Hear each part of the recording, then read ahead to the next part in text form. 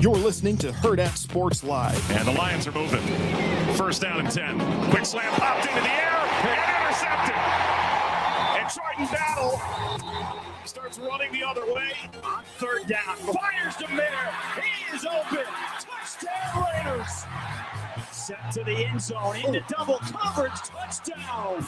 Marvin Harrison Jr. over the outstretched arms of Darian Porter. And on third and goal, Mills throws to the end zone. Jump ball going to get it. It's Jared Wayne, and the Texans have their first touchdown of the 2026 preseason. On first down and 10, Lance throws, and this time it's intercepted.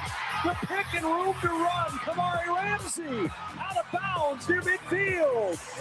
Sings it over the middle. Has Weegan is going to turn on his feet. Jayden Weegan is on his way. Will he get caught? Turns it on extra.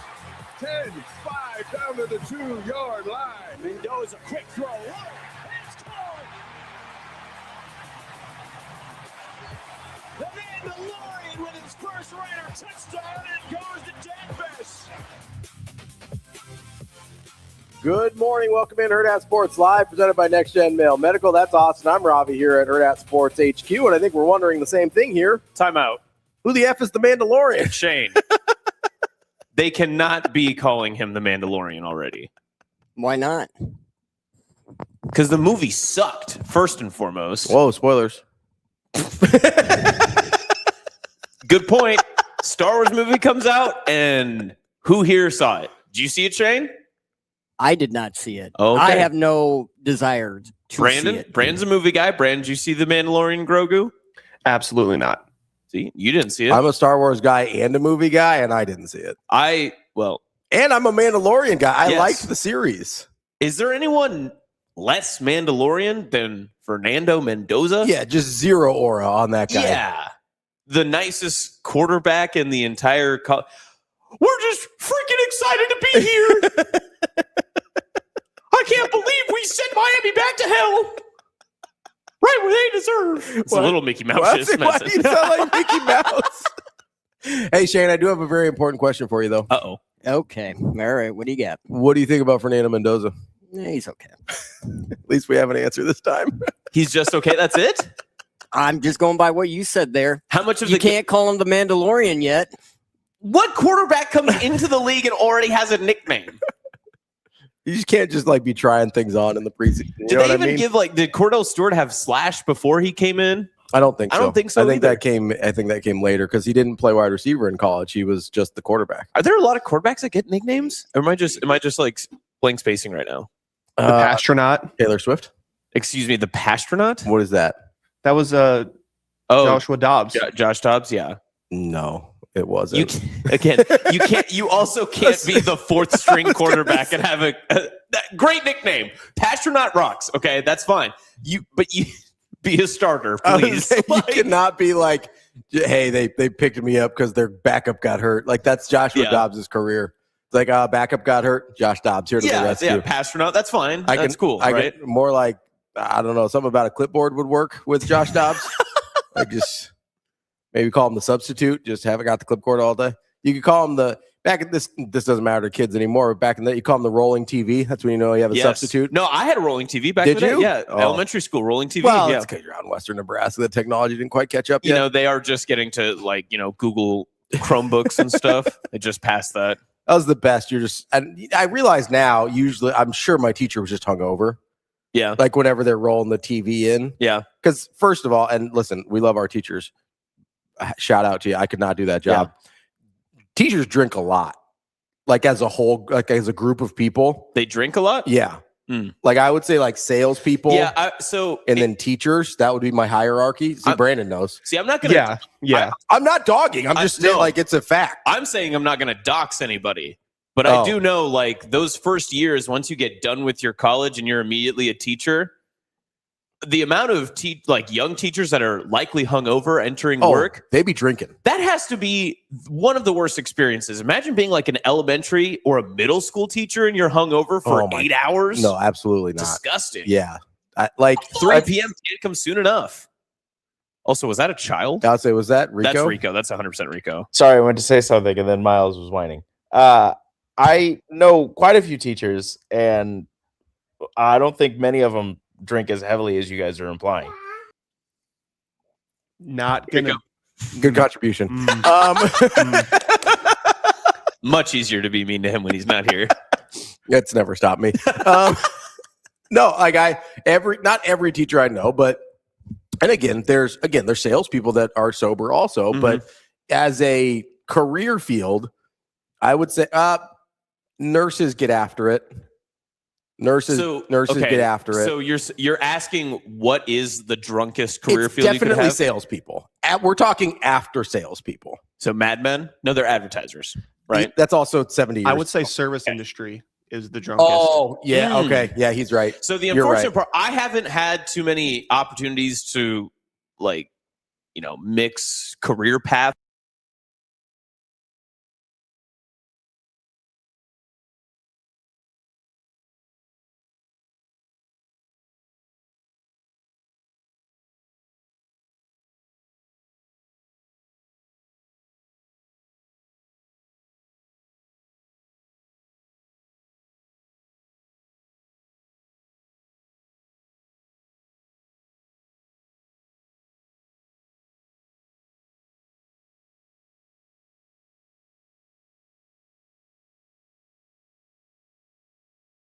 That's we might have lost something from the board. Might have to do a quick reset here. So, is it back? We're good. Anyway, no. So, so Brandon's right. Service industry, so restaurant industry people is probably number one. Although I will, Back, by the way. Thank goodness. I will say, salespeople are we do not appreciate how much salespeople drink.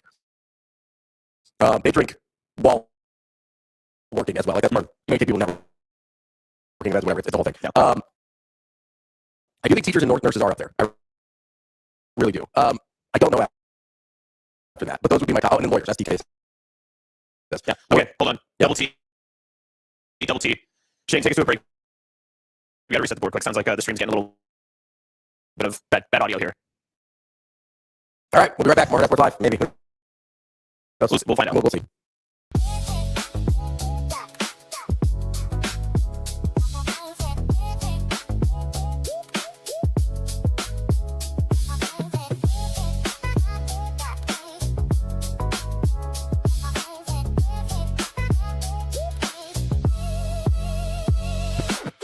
Your schedule is filling up. Get back to busy at Edwards Kia. Lease the 2027 Kia Seltos S starting at just $269 a month. Ready for every run on the calendar. 2 great leases, 1 less thing to worry about.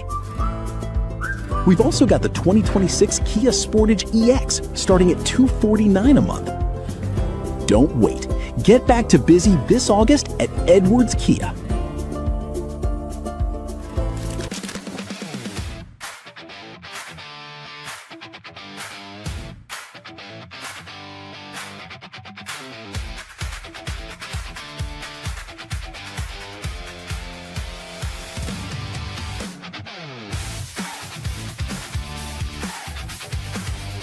Yeah, I was definitely following the news.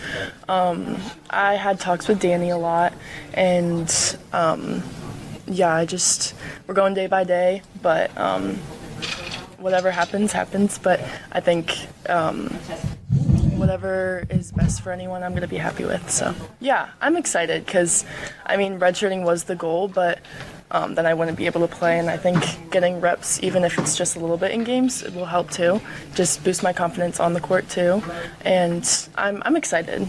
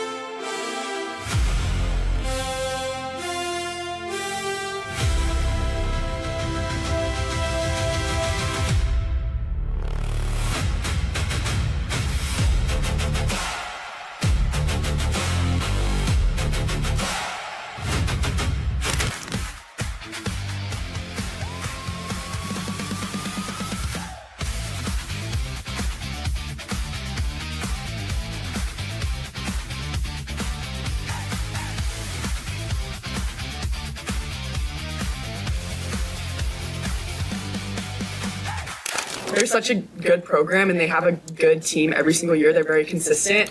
Obviously, the last time we played them, it didn't go our way, and that's okay. That's sports. But I grew up in the Big 12 and played here in the Big 12, and so that Texas rivalry runs pretty deep. And I think just opening the season with such a strong team and a game against such a strong team is going to be super exciting, not only for us but for the fans as well. Like, people want to see great matchups, they want to see good volleyball, and so getting to do that, especially at such a big venue, I think it's super exciting. I thought it was a great call by both myself and Jarrett to renew that and showcase the sport even more. And they have everybody returning, we have most everybody returning, so it should be a really fun match. Texas has like a bunch of amazing players, and it's going to be a great game for sure.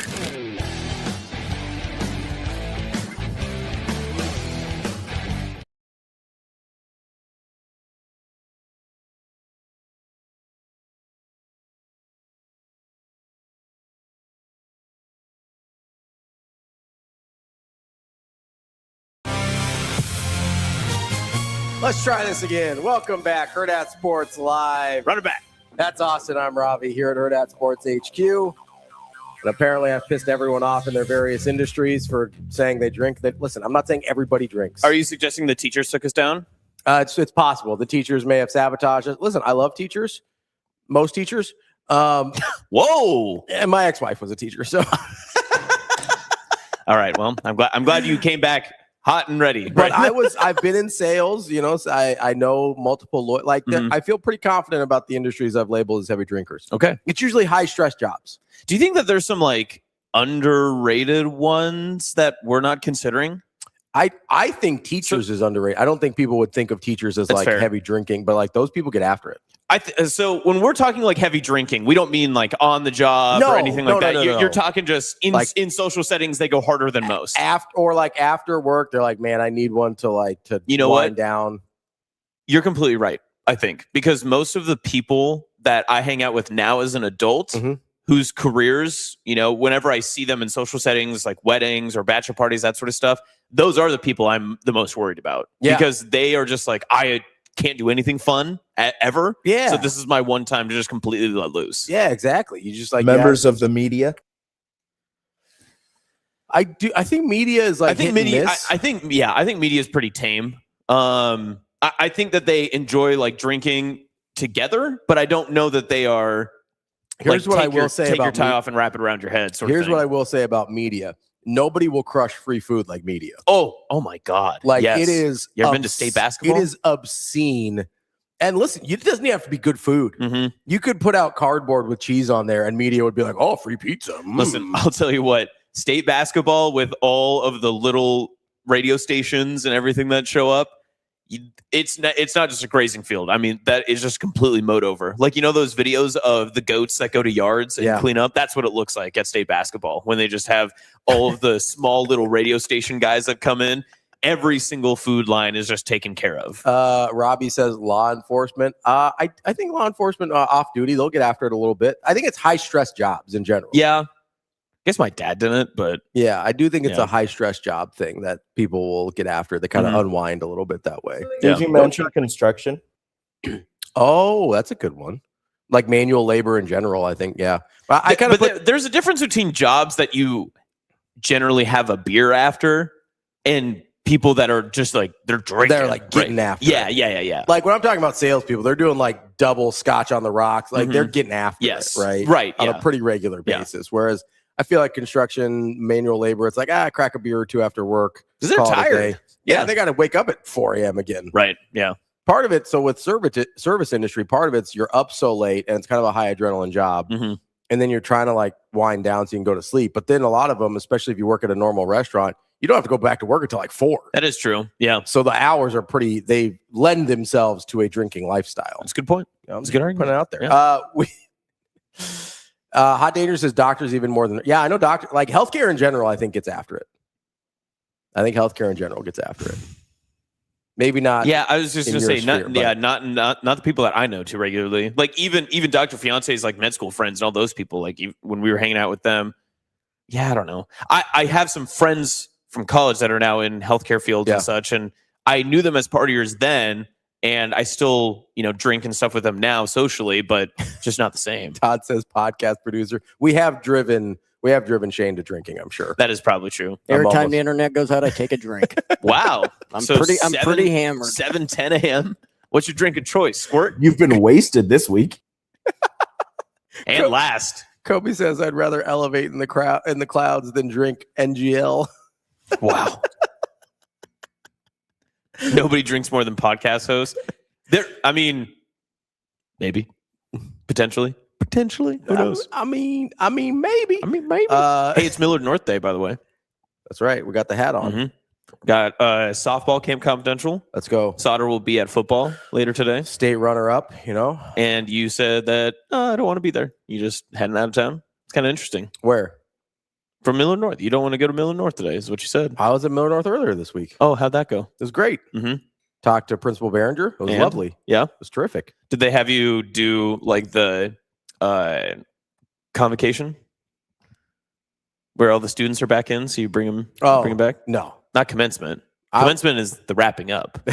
No, convocation. I thought like church for convocation that too. for some reason. Am I using the wrong term? Maybe. I was like, that's a public school though. I don't know. Who's going to correct me? See, when Damon sat here, I always corrected him, but no one's back there to correct me now. So he is completely unchecked. Yeah. No, it was good. I went up there to get some gear for my nieces and nephews that are. Oh, nice. Oh, that's right. Yeah. Entering the great realm of Millard North, the Millard North sphere. Do they have are these tiny little baby nieces and nephews, no, or are these one of like them they're is entering going to high be school? in high school? The Okay. other two are going to be at Millard North Middle. What'd you get them? Some hoodies. Oh, okay. Yeah, I got some That's a good hoodies. move, yeah. I might have picked myself up a couple things Naturally. as well. I mean, listen. Now, did they give you the Ravi Lulla discount? I think there may have been a discount. That rocks. That rocks. I think there may have been a discount. See, it's I very was sort funny. of like adding up the totals in my head, and then he told me, and I was like, okay. I get sometimes I'll have Shadron State's one of them because a former associate AD at UNK now is the AD at Shadron State. So when we went for volleyball, he was like, I'm going to send you some Shadron State stuff. And I sent him the Hurrdat address, and I checked in with the person who runs kind of our office, and I was like, hey, package should be coming. You did not. It's never showed up. That's tough. And then I've had a couple of other people that have reached out to me. They're like, hey, we're going to send you some stuff. It's going to be there. And it's never showed up. So I'm actually, is it worse that I'm quicker to blame my coworkers to say it's your fault that it's not here? That they stole it? Yes. I think that they took it. My name should be on that box and it's not here. I feel like maybe. You think it was the people who sent the stuff? You didn't think it never got sent? That didn't send it, yeah. I wasn't going to wear Shadron State stuff anyway. Sorry, Manny. Wasn't going to ever happen. It's just a weird color. Like the maroon. The maroon doesn't fit. It's I don't mind a maroon. I do think because it's like maroon and like black, isn't it? Like it's kind of a weird combo. They'll sometimes use, I think, silver in there too. So is it the Eagles? Yeah, Shadron State Eagles. Look at that. Look at me knowing stuff. Shadron High School. You know that? Not a clue. Cardinals. Didn't even know they had a high school. Yeah. What? There's a college in the town. What do you mean? Of course there. Well, I shouldn't say that because I don't know. I don't think there's a Peru high school. I was going to say, is there a Peru high? My bad. Peru State High School? My bad. That's on me. That's on me. No, it was. I think I will say, Principal Behringer over at Millard North. Every time he said he was going to get me something, he has gotten it to me. So God, that must be nice. It is. My hometown school is too far away. They would be putting out smoke signals. They're like, "Do you wear large?" Yeah, you get. I can't see. 3 to 4 business months. Yeah. Well, I'm trying to schedule a preview football interview with the Sydney coach. Yeah, and we're exchanging emails. And he's like, okay, 2 p.m. today. And I was like, okay, just to be clear. Wait, Mountain or Central? And I still haven't heard back, so I'm going to be available at multiple times. I will say I am sort of angling at some point. I know I'm not there yet, but I'm putting the groundwork in. I would like to maybe to be maybe considered for the Millard North Hall of Fame at some point. I am. Do you see me tweeting at UNK constantly, trying to get into their Hall of Fame? So this is a bit I started a while ago that they renamed one of the buildings on campus to the newly retired chancellor. Yeah. And I put my face over it and I rewrote the building name to like the Austin Jacobsen, whatever, Academic Success Center. Yeah. And UNK did not acknowledge it at all, which is totally fine. They shouldn't. But then when they opened it up, they put a new post out, and one of my friends put in the comments, they were like, I thought this was the Austin Jacobsen Academic Success Center. UNK replied and was like, didn't he already rename it himself? So now I'm doing whatever I can. I got to get into Hall of Fames. I want to be a distinguished alum. I want to do all that stuff. I mean, listen, so I was, I've been to a couple of, I had one of my friend's dads was a teacher at Miller North for a long time, was their PA announcer. So I've been to some of the football games where they honor the Hall of Famers. And I'll be honest, like, I think, give me like 10 more years. I think I'll have the credentials. Oh, 10? Maybe not that long. I don't know. Some of the Hall of Famers. Do you know if there's a timeline, like how long you have to be out of school? No, I think it's, I think I'm on the young end based on what I've seen in the past. Yeah, same. Usually it's like, it was people in their 40s, so maybe like 5 more years. Is Crouch in the Hall of Fame? Yeah, they named a street after him. I was going to say. They literally named part of 144th Street after him. You can't beat Crouch. No, but there's a street first, Hall of Fame after. There's a very wide variety of people in the Miller North Hall of Fame. Okay. Like you have Eric Crouch, is like Heisman winner, right? But then you also have like, this guy became a really good doctor.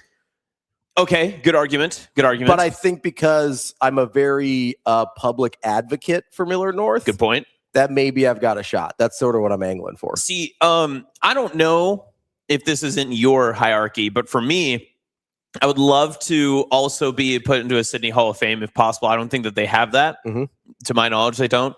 I'm angling for Key to the City. Oh, that's what I'm angling there you for. Go. So I don't know how many more big game chains I've got to give away to get there, but by my math, I think I'm like 6 away. So I'm just so I'm going to be very aggressive mid-October. Yeah, saying, "Where's my key? I need my key to the city." I'll be back. I'll be back first weekend of October, and the Oktoberfest parade is there. Great time for me to get my key if possible. And to my knowledge, I don't think a key to the city's been given away. So you don't have to have been an athlete at Miller North. And I did win several awards as the sports editor of the Miller North newspaper. And now I'm in media. So I was like, there is a path. And you're also second in the Nebraska Cornhusker games. That's so true. You kind of are an athlete. Well, I mean, I didn't play tennis at Miller North or anything. So next time that you plan on winning the Nebraska Cornhusker games and beating up old men, Would send our video team out there, make a sick edit of it, and wear only Miller North gear, and then be like, I do it for home. Roll Stangs, baby. I do it for the Stang. And then you're in, I think. Now, are you worried that others that aren't in the Hall of Fame yet, that probably deserve it or have bigger names than you, should go in ahead of you? Are you worried about being like pushed back? Are you worried about Roger Craiging this, where you might like not get your shine until 40 years from now? No, that's what the campaign is for. Okay. You know, that's why we're actively campaigning, getting a lot of FaceTime with the If you principal. go in before Hunter Salas, is that a bad thing? That's probably a bad look. I didn't play in the NBA. Okay. I also did not play. I mean, I did play in college, but not well or anywhere anyone has heard of. Jason Green?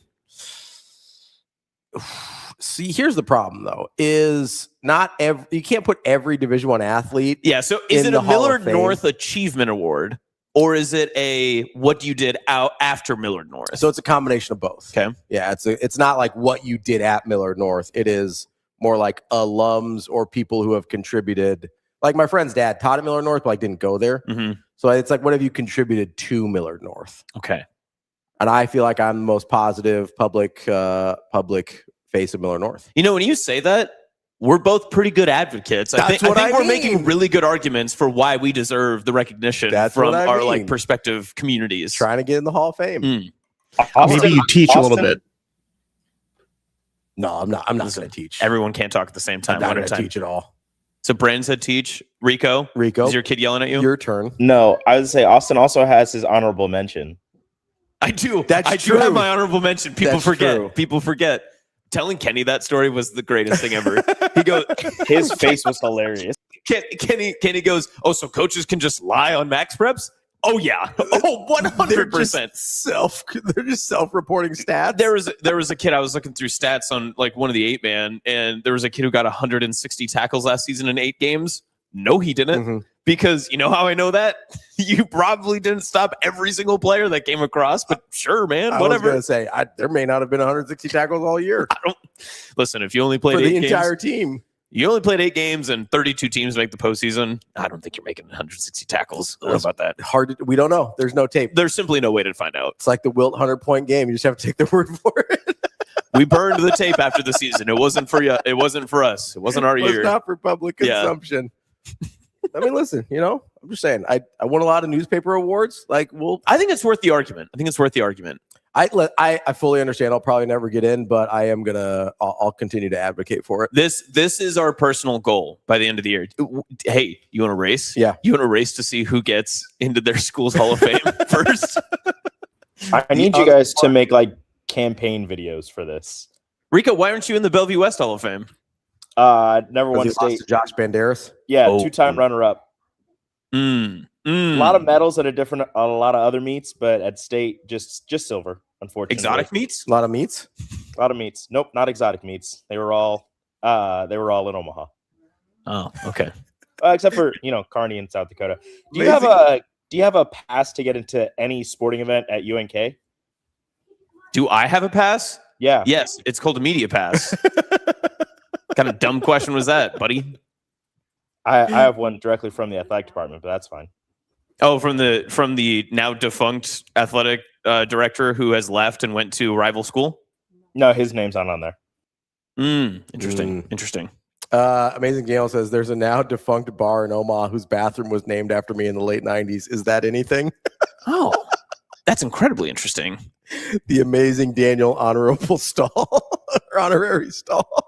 Is that one where you have to scratch your name into the side of it? Who does that, by the way? Who's scratching their name and Sharpieing and leaving graffiti all over the bathroom? Listen, that's not who.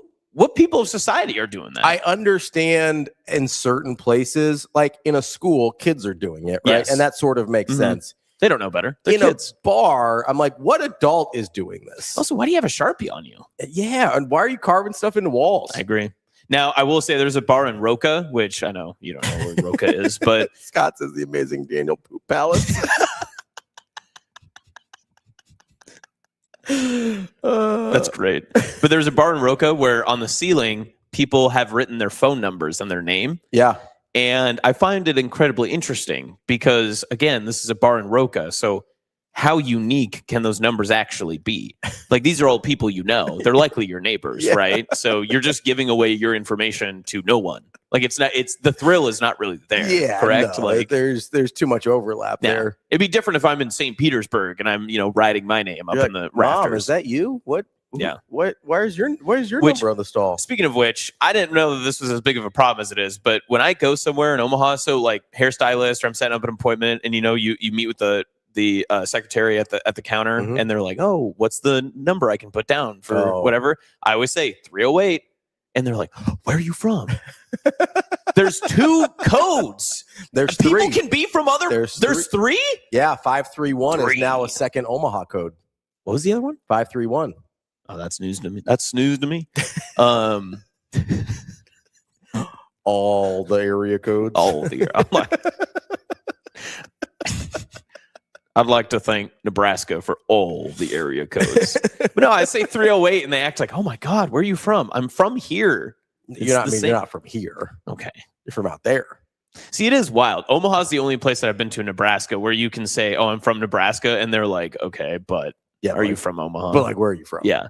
So I could say literally anywhere else. And if I say I'm from Nebraska and I'm in Pierce, they'd be like, "Oh, where?" Yeah, "Oh, Sydney." Nebraska. And then they go, "Oh." So what can you do? Can't win. We were talking about nicknames earlier with the Mandalorian. Yes. Oh, yeah, we did start with that, didn't we? Somebody sent me on Twitter. I believe it was Bruin Steve. Hi, Bruin. Who also tweeted us he received a state honor. Good for you, Bruin Steve. Nice job, Bruin Steve. He sent me a list of NFL player nicknames. We do have a couple quarterbacks on here. And here's the funny thing about internet lists of nicknames is most of these I've never heard in my life before. I don't know if you've ever been on Basketball Reference, but it will give you nicknames of people. It's no one's ever called that person that ever. You made that up for this right, page. Yeah. We've got a few of those here. Let's hear it. So Antonio Brown, I know he's not a quarterback, but this is all NFL players. What was Antonio Brown's? Cold feet?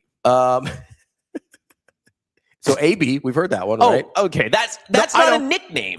Okay, but Yeah. so the second one is Mr. Big Chest. I have no idea. There's no way That's on that's on here. And then it's my stripper name, actually. Tony Toe Tap. I have heard Tony Toe Tap. I've heard Tony Okay, Toe Tap, okay. yes. Because remember, he would always do the toe drags and stuff, and I think he called himself that, which again is not a nickname you give yourself is not a nickname. Also called, apparently, the citation here says he also called himself, called me Mr. Big Chest. I have no idea what that means. All right, so Air McNair, I know that one. Air I've heard McNair, that. that's Steve McNair. Yeah, That's a real fair. one. That's a good one. And other people called him that. He yes. was referenced as that. And yes. it was given to him. It wasn't. Okay. Aaron McNair is the lone exception that I've heard so far for quarterbacks. So Lamar Jackson has Action Jackson. Sure. I guess. Yeah. I haven't really, people don't really refer to him as that. I agree. Ryan Fitzpatrick, I've got the Amish Rifle. That's a new one. I have not yet heard that. Funny. Yeah. I don't think he's Amish, but I get with the beard and Right, everything. yeah. You know, that's funny. I've heard Andy Dalton, the Red Rifle, right? Red Rifle, yes. Yeah. Red Rifle is good. I like the Red Rifle. I don't know if he likes that, but not up to him to decide. Yeah, so. again, famously, you don't get to decide your own nickname. Kenny, good one. Pot roast. Pot roast is a good one. Yeah. Terrence Knighton. We love Terrence. You love pot roast. What was the pork chop? Corey Ross? Oh yeah, pork chop's a good one. Pork chop. But I think there's been a lot of pork chops. Probably. Only one pot roast though. Marshawn Lynch, Beast Mode. Beast Mode is that's good. a real one. Cam Chancellor, Bam Bam. Oh yeah, Bam Bam Cam. That was a real thing. Cam Bam. Let's see. Big Ben for Ben Roethlisberger. I guess that counts. Yeah. But see, that's more in reference to like not only his size and stature, but also like just his name. Yes. Yeah. I don't remember this one.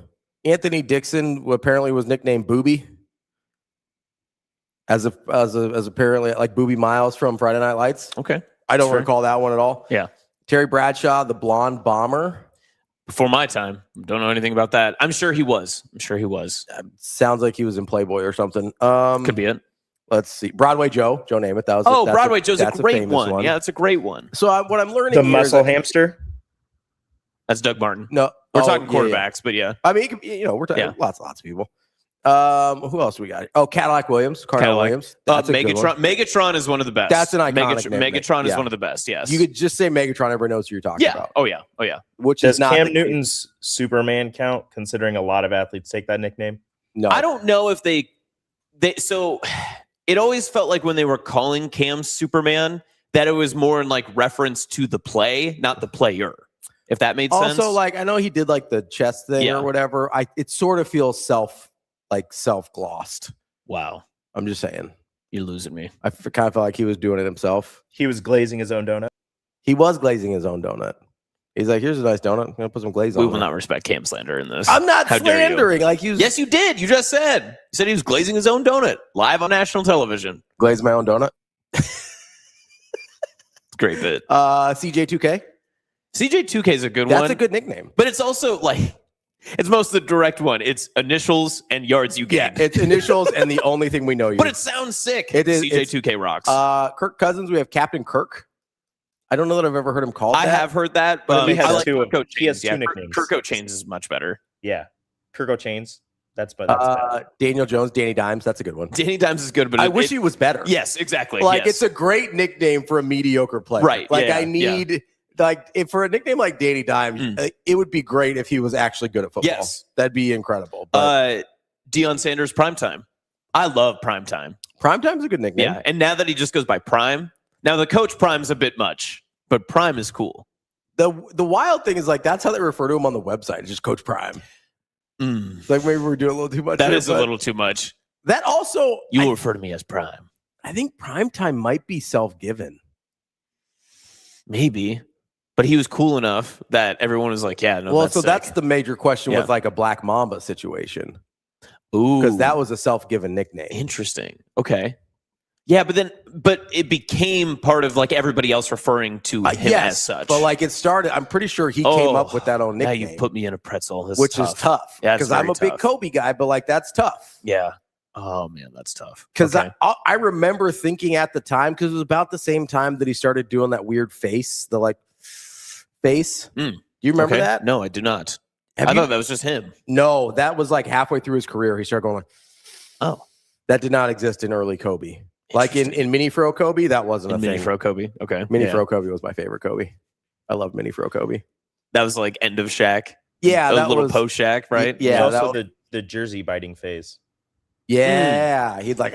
Maybe that's when the Black Mamba came out. Yeah, he do the song. Shoelace. Were you a Shoelace fan? Denard Robinson. Yeah. It felt like we were kind of trying too hard there. Okay. All right. Like it's like, oh, he doesn't tie his shoelaces. Let's call him Shoelace.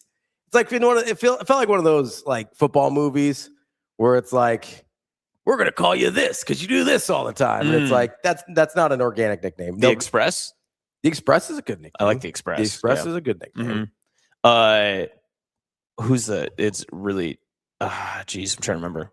Super old.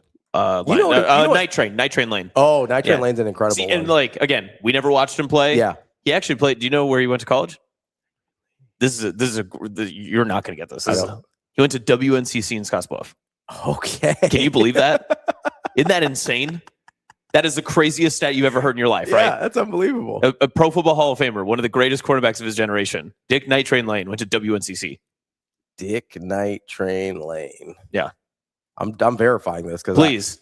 Amazing Daniel's going to come up and be like, you just getting got by TikTok again. I'll say he's not a quarterback. No, corner. Okay, cornerback. Okay. Yeah. Corner. Let's see. Where did we go to school? Dick Night Train Lane. It just says Scotts Bluff. So yeah, it was renamed, I'm sure, after that. Wow. I wonder what it was called back then. But it says just Scotts Bluff. Just Scotts Bluff College? Yeah.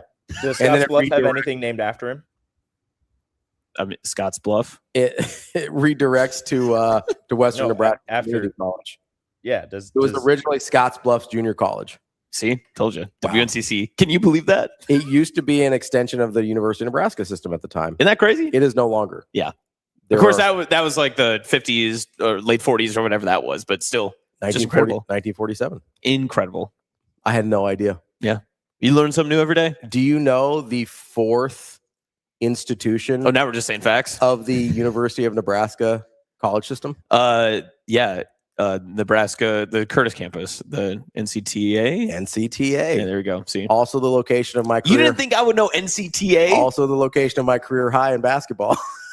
Listen, if you're hooping in Curtis, you can hoop anywhere. That's what people say. The lights have never been brighter than in Curtis. My favorite part about playing NCTA is they didn't belong to like any organizing body. Mm-hmm. They just sort of existed like an intramural team. We play basketball. But because they didn't belong to any organizing body, they would have guys that played there for like 8 years. There was this dude, I can see his face still. He was number 35. From the time I was a freshman to like halfway through my coaching career, he was always at NCTA. Who coaches that team? I think he did by the end. I think he was player coaching. Oh, you just Jackie Moon? That's all that it was? Basically, like it was incredible. He had to have been in his mid-30s by the time this was over. Like the hairline was just sprinting backwards. He had the goatee. It looked like he had come into the gym with overalls on. It was incredible. That's my favorite part about NCTA. NCTA, I'm sure that there are just some they just live stories. Oh man, it felt like the Hoosiers gym walking in there. It was wild. But not in a good way. Not in like the like the nostalgia, like, oh, this gym has so many stories to tell. More like this is the basketball gym. Yeah, I was like, this might have separate bathrooms type of gym. That's the vibe. I'm not saying anything about the people of Curtis, Nebraska. Why would you say that about Curtis? No, that's just the vibe the gym gave off. Not the people of Curtis. They were lovely. They were lovely. We did get out of there as fast as possible, but it is very funny. I don't know if NCTA has like a chance or anything, but you got to imagine when, the Chancellor of UNK, of Lincoln, of Omaha all get together, and then Curtis shows up. They're like, whoa, hey. He comes up and is like, we are equals. He's just wearing overalls. And he's like that kid from what is it? Like geez, I'm gonna ruin this. Never mind. I'm gonna move on. Y'all getting paid? That's what I was gonna say. That's him. The Curtis guy. You were only gonna give me $30,000? You're only gonna give me 10? You guys are getting paid? That's exactly 100%. That's exactly the Curtis guy just walking up. He thought it was like a volunteer fire chief position. I gotta meet who? I gotta go where? Sorry, I got corn home. It's harvest season. You guys talking about? It's like we gotta wrap this up. Let's get this over with. Before we get too far away, I don't know if you want to take a break or if you want to roll into it, but yeah. I did want to talk a little bit about Jayden Daniels and Deion. I wanted to ask you which was a bigger deal to you, if at all. I don't think I know about the Deion thing. Oh, the Colorado stuff. Did I miss something? What Colorado stuff? Let's take a break. All right. I need to be informed apparently during the take break. A break. Yeah. That's Austin. I'm Ravi. We'll apparently talk about something I have no knowledge of coming up next. You have knowledge of it. You have. You're going to come back and be like, I was dumb. I just forgot. We'll be right back. More Hurrdat Sports Live.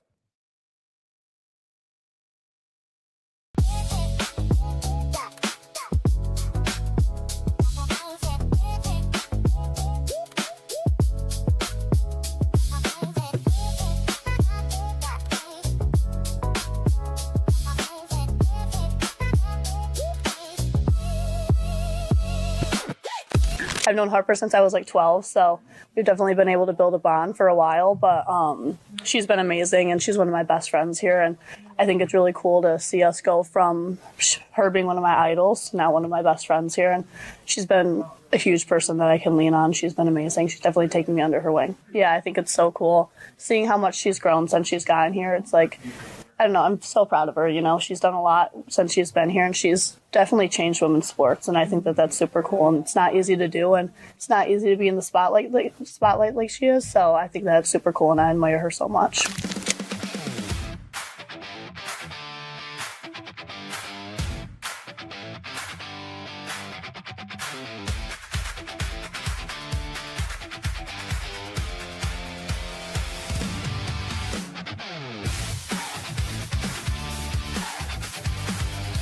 Your schedule is filling up.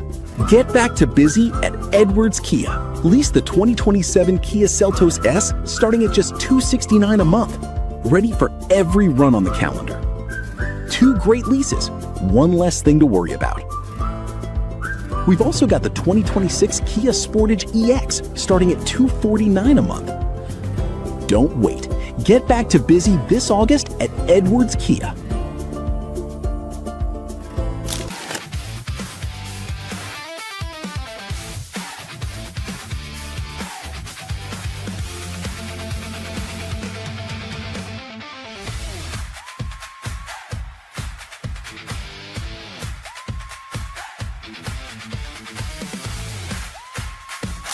I had anticipated that several months ago because I still follow college sports and I'm following what's going on.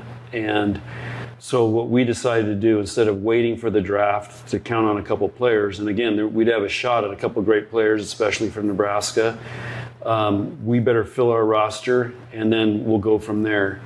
Again, in pros, what's different in college, you can cut players, so you can adjust rosters a lot easier than in college. So what's going to happen is a lot of these guys, they're not going to decide till the end of the year. And then the colleges are going to have to decide, can we fund and continue to pay them with NIL because we got all these other freshmen coming in. So Danny's going to be losing sleep, for example, over, do I keep that senior class? How are we going to manage this roster? And there are roster limits now in college. So it is going to be interesting to see what happens, but we really can't count on the draft this year because it's, and again, we're going to have a low draft number. So we're going to just have to wait and see, and again, be ready to adjust when that draft happens.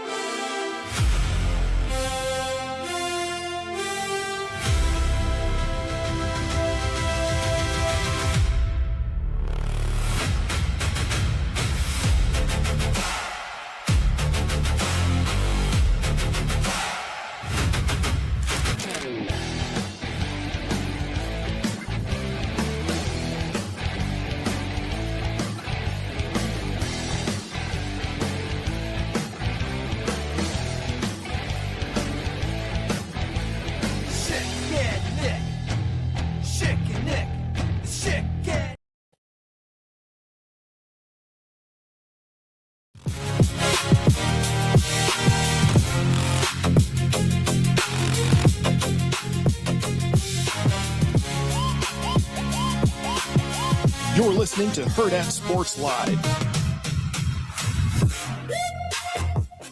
Welcome back, Hurrdat Sports Live. That's Austin. I'm Ravi here at Hurrdat Sports HQ. Austin, you were right. I did know what you were talking about. I see. You just needed a little nudge. I did. I needed a little, just push in the right direction. Reset your question for me. So my question for you is I think that there's two, at least in my sphere of where I'm getting just like different push notifications and things that pop up on my timeline. There are two different categories of people making fun of two different situations that are going on in football. One is Jayden Daniels and this number controversy and all the, hoopla that's happening there with him and LSU. And then there's this Deion Sanders in Colorado basically threatening cease and desist letters against media and reporters at his open practices. The only question I have for you, and the one that came up to me this morning, is which one of these is actually like an issue? So I think that the camp, for me personally, I don't think anything affects LSU. No, not like LSU directly. Like it's not going to affect LSU's current season because of the Jayden Daniels stuff. I will say it's a bad look for Jayden Daniels. Like if it was just, hey, you don't have permission to use my name, image, and likeness anymore unless I'm compensated, that's one thing. But for it to specifically be like, hey, nobody else can ever wear my number again, so that's stupid. I think that there's a little bit of an over exaggeration of what may be going on, because at LSU, there's only one retired number, and it's, I believe, Billy Cannon's number 20. But obviously they've had Joe Burrow, they've had, other notable players. They use their Hall of Fame numbers. Nebraska's a little bit like this too, right? Like there are some numbers that are retired, but players wear 7 and wear 15 and wear that sort of stuff all the time, right? Except notably, you don't see many 93s running around. And there's not a whole lot of Ndamukong Suh lookalikes that are getting that number. Yeah. But, LSU does a lot of interesting things. One of their top cornerbacks or their top defensive back usually wears number 7. You've seen that since the Patrick Peterson years. Then that went to Tyrann Mathieu, and then so on and so forth. But there is a level of respect that, from my understanding and what I was reading about and trying to go back and find, no one has worn 9 since Joe Burrow wore it. And I think Jayden Daniels expected that would be the same level of, hey, this number is like available, but nobody chooses to wear it because it's kind of just like hollowed ground sort of thing. Like out of respect. So I can understand a little bit from the personal side, maybe of the Jayden Daniels side. Hey, I was a great quarterback at LSU. I won a Heisman Trophy. I hope that I would get this sort of respect as well. I also can understand the other side of it, where LSU's like, we have to give a number away. Yeah. But a very weird specific part of it, I don't know how detailed you are into the story. The Brian Kelly recruitment of the kid who's wearing number 5 as some cornerback, he was promised in his recruitment that he would be able to wear number 5, which I'm sure that happens a lot of times. But that's a weird thing to hinge your recruitment on. It's not super unusual. I've heard that. And not that they hinge their recruitment on it, but a lot of recruits will, whether it's football or basketball, kind of just be like, hey, I'd really like this number. And then you have to get permission. I think it just happened with, weirdly enough, Fred King and Creighton a couple years ago. I think Bob Portman was 33 and he had to get, he didn't have to, but they asked his permission to. It's like the right thing to do. Yeah. It's like asking for someone's blessing in a wedding, right? Like that sort of thing. It's like, your dad can't legally prevent you from marrying someone, but like, it's nice to be like, hey, can I have your blessing? Whatever. But I don't know. The Jayden Daniels thing just seems pretty. Like, I get he won a Heisman. Yeah. But like, those weren't very good football teams. Like, he was really good. Yes. But the difference between him and Joe Burrow is Joe Burrow led one of the greatest college football teams of all time. Not just, hey, I won an individual Heisman, right? Yes. To your point, LSU does just have the one permanently retired number. They have some that are, I think they have 3 or 4 more that are like either jersey retired or like, hey, we don't really use these, but they're not like permanently out of circulation. Right. Like Ring of Honor, Wall of Honor sort of thing. There's like 3 or 4 more of those. Billy Cannon is the only like fully permanently retired number. But I don't know, like it just seems like a really lack of self-awareness type of thing from Jayden Daniels. Just be like, hey, I just thought nobody was ever going to wear my number again. A weird hill to die on. Yeah. Especially for a university that probably would have welcomed you with open arms and now is like hesitant to do so. Yeah. Like it's a weird thing to sort of distance yourself. And I don't know, maybe this is part of, we don't have to get too deep into this, but like maybe it's part of like the transfer portal culture where like you don't feel tied to a university. Because obviously he went to Arizona State before he went to LSU. And maybe it's like you just much more transactional, and you're like, well, hey, if you don't keep taking care of me, then I really have no emotional attachment to you. I don't know. But you do, I feel like, see these sorts of things sometimes where you can tell when somebody really connected with a school. Like Kevin Durant at Texas is a really good example. He only spent 1 year there. He loves Texas. He goes back for a bunch of Texas stuff. They honor him all the time. It wasn't even a particularly good Texas team. They had him and DJ Augustine and a couple other future pros and couldn't make the Sweet 16. So, like, that's a Rick Barnes issue, I think. But, like, you sit there and you go, okay, this dude was not particularly successful on a team basis at Texas, was only here for 1 year, but still Texas embraces him in a way, and he embraces Texas in a way that seems like he was a 4-year starter, whatever, like Kareem Abdul-Jabbar at UCLA or something, right? Mm-hmm. And I think there are certain individuals that, and I think you're seeing this with Jayden Daniels, where you get a very transactional relationship even after they're gone, right? You don't get the Ndamukong Suh when he's coming here and paying for weight rooms and getting his name put on stuff and funding scholarships and all sorts of things. You get the like, well, hey, as soon as you stop taking care of me, what do I care about you? And so I don't know if that's what this is. That's sort of what it feels like to me. But I think both of these stories, both the Deion NDA, cease and desist, whatever for practice, and the Jayden Daniels jersey deal are both just really kind of stupid missteps. Yes. Yeah. Like if you're Colorado and you don't want people to report on practice, just close practice. Yeah. And that's something that is very common. It's also not something that's unfamiliar to us, right? Like at Nebraska, when things are either going well or going bad, sometimes they just shut off practice. I mean, notably, we don't have a fan day scheduled, I don't think, right? Like they don't have the open fan day practice, I believe, scheduled for this. Not yet. The one that you can buy tickets to or whatever. And again, that's happened the past 2 years, but they're not doing it this year.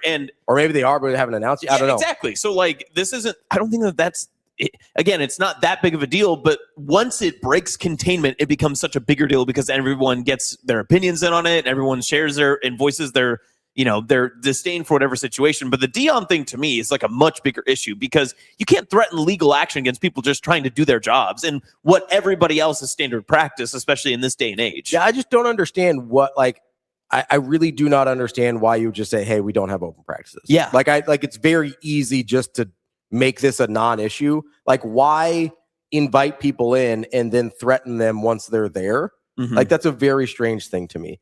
I don't like, and if they can't say anything about what they saw anyway, then they don't care to be there. Yeah. You know what I mean? Because it doesn't help them do their job really. So I don't know. It's a very strange dynamic there because there is a very accepted practice to just say, we don't have people at practice. Mm-hmm. Not a big deal. Famously, like Nebraska basketball, you don't get to go watch practice. Yep. Right. I don't know that there might be some open sessions like 20 minutes or something, but I as far as I know, the last few years at least, you don't get to go see practice in Nebraska basketball. Not that big of a deal. Creighton, you can go see practice. Yeah. Like it's different. Anybody can go. Yeah. I mean, JP just rolled up. He's like, hey, Ravi's here. I'm like, all right, cool. Like that's what we did a couple weeks ago. Yep. It is. Does it make it worse that his son is recording all of the practices and posting all of the stuff online? Like breaking up making highlights from practices? Well, see, the thing is that you're equating that to Deion's son, right? I mean, but it's part of the Colorado Athletic, I think. Yeah, but that's the difference is that in the way that you frame that, you wanted to make it Deion's son posting the highlights, whereas it's part of the Colorado, media package or whatever. I mean, Nebraska does the same thing, right? Like we saw yesterday walk and talks with Damon and RVP, and we saw them hanging out at, whatever golf course pool reserve that they were at too. So that just because it's Deion's son doing it, I don't think that's the problem is not that. I don't have the problem. Now I can understand where people would misconstrue that and just turn that into a bigger deal because they would say, oh, well, Deion's son gets all this exclusive coverage. But maybe they're right. That's just because it's his son, right? Yes. Like if it was anybody else that worked for the university, it'd be the same thing they do everywhere else. Amazing Daniel says that's a little revisionist when Callahan closed practices, people lost their minds.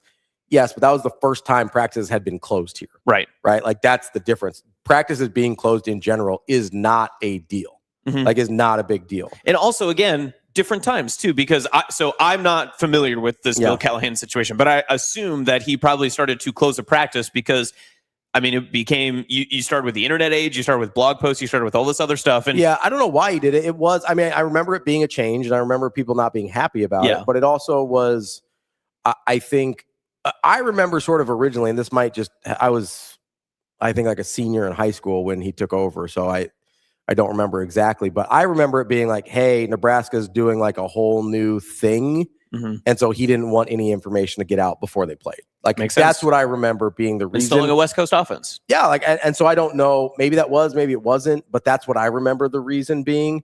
But again, like, yes, it was a departure from what we had in Nebraska. So we were upset about it here. But in general, the practice of, or the policy of closing practice is not a big deal. Yeah. Right. In individual circumstances, people get upset about it, but much less so than being like, yeah, you can come to practice, but we will sue you if you say anything about it. Yeah. Like, that's a whole other thing that doesn't make any sense to me. It's one thing that to tie it to Nebraska's sense and where we're heading for the college football season and everything. It's, everyone talked about the quiet off season, whatever. I think it was just an off season of just drama free, just trying not to cause distraction, right? And not just trying to cause a storyline for no unnecessary reason. Because once you have something like this, then that is the main question that comes up. I mean, Kiffin opened his press conference yesterday as having to answer 2 questions about Jayden Daniels. Joe Burrow, who finished a preseason game, had to answer questions about Jayden Daniels. Yeah. Once a question like this, once a storyline comes up, you have to address and answer that regardless, right? I mean, great example of this. When we get into middle of October and Nebraska is on that Monday morning practice and we get Rule to step up and everything, he's going to be asked by local media more than likely about Dylan. And Dylan's not going to play in the Oregon game. In all likelihood, yeah. And it won't matter, right? But it's like we have to force feed ourselves into storylines. We have to force ourselves to answer questions because everyone's talking and chattering about it. And we know that it's basically a snake eating its own tail. It's just going to keep going back and forth. Yeah. That's what I have the biggest issue with the Deion thing, is that you're creating a storyline for an completely unnecessary reason. This is a lot of, again, it's a lot of those things where I think the people in a situation just don't take either easy wins or avoid easy losses, right? Where it's like, hey, it'd be really easy here not to do something stupid, and then they do the stupid thing anyway. Or be really easy here to get an easy win and say, hey, like, you can come to this many practices a week or whatever. And I mean, again, like, not that Nebraska does everything perfectly, right, in terms of PR, but it's very simple. It's like, hey, you can come to the first half hour of practice. It's all warm up and individual drills. And Nebraska media gets to say, hey, we saw practice. And Nebraska coaching staff gets to say, hey, we didn't show anybody anything. Like, everybody's relatively happy about it, right? Like, that's an easy win. It doesn't have to be a whole thing and doesn't have to be adversarial with the media all the time. And again, not to say that Nebraska does everything perfect, but this is like, practice being open or closed should not be this big of a deal anywhere. It's either, hey, it's open and you can report on it when we say you can, or when we say you can be here, or it's closed and there's nothing to report on. Like, it should not be that difficult. And it just becomes this whole thing. Yeah. And that, listen, especially in college football with just playing crickets. You good there, Shane? No, it just means I'm not playing that. I don't know it just where that meant came that from. there's nothing going on, right? That's all that we mean. Nothing's happening. We got to find these crickets in the system. Good Lord. We've got, listen, we buffed out all the issues. It just turns out that there were crickets there. That's all it was. Colorado buffed out all the issues? Dang, that's a good way to end that. We've got Tim Verghese coming up next from inside Nebraska here on Hurrdat Sports Live.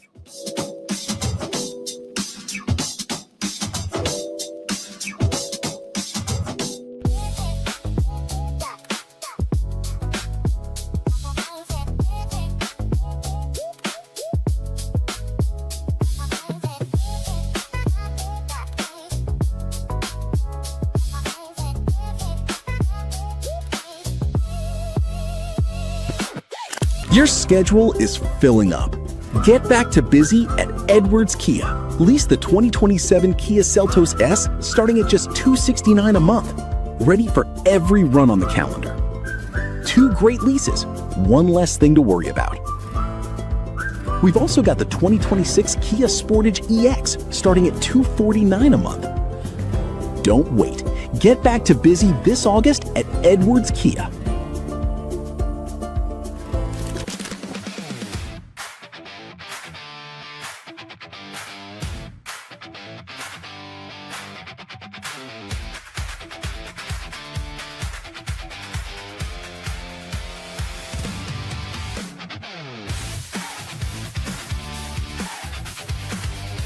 Yeah, I was definitely following the news. I had talks with Danny a lot, and yeah, we're going day by day, but whatever happens, happens. But I think whatever is best for anyone, I'm going to be happy with. So, yeah, I'm excited because, I mean, redshirting was the goal, but then I wouldn't be able to play. And I think getting reps, even if it's just a little bit in games, it will help too. Just boost my confidence on the court too. And I'm excited.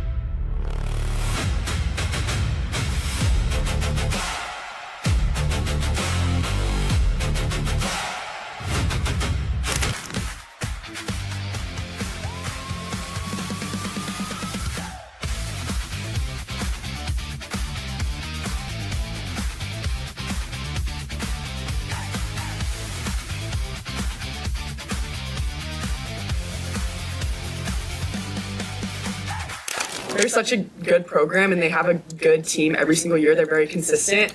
Obviously, the last time we played them, it didn't go our way, and that's okay. That's sports. But I grew up in the Big 12 and played here in the Big 12, and so that Texas rivalry runs pretty deep. And I think just opening the season with such a strong team and a game against such a strong team is going to be super exciting, not only for us, but for the fans as well. Like, people want to see great matchups. They want to see good volleyball. And so getting to do that, especially at such a big venue, I think it's super exciting. I thought it was a great call by both myself and Jarrett to renew that and showcase the sport even more. And they have everybody returning. We have most everybody returning, so it should be a really fun match. Texas has like a bunch of amazing players, and it's going to be a great game for sure.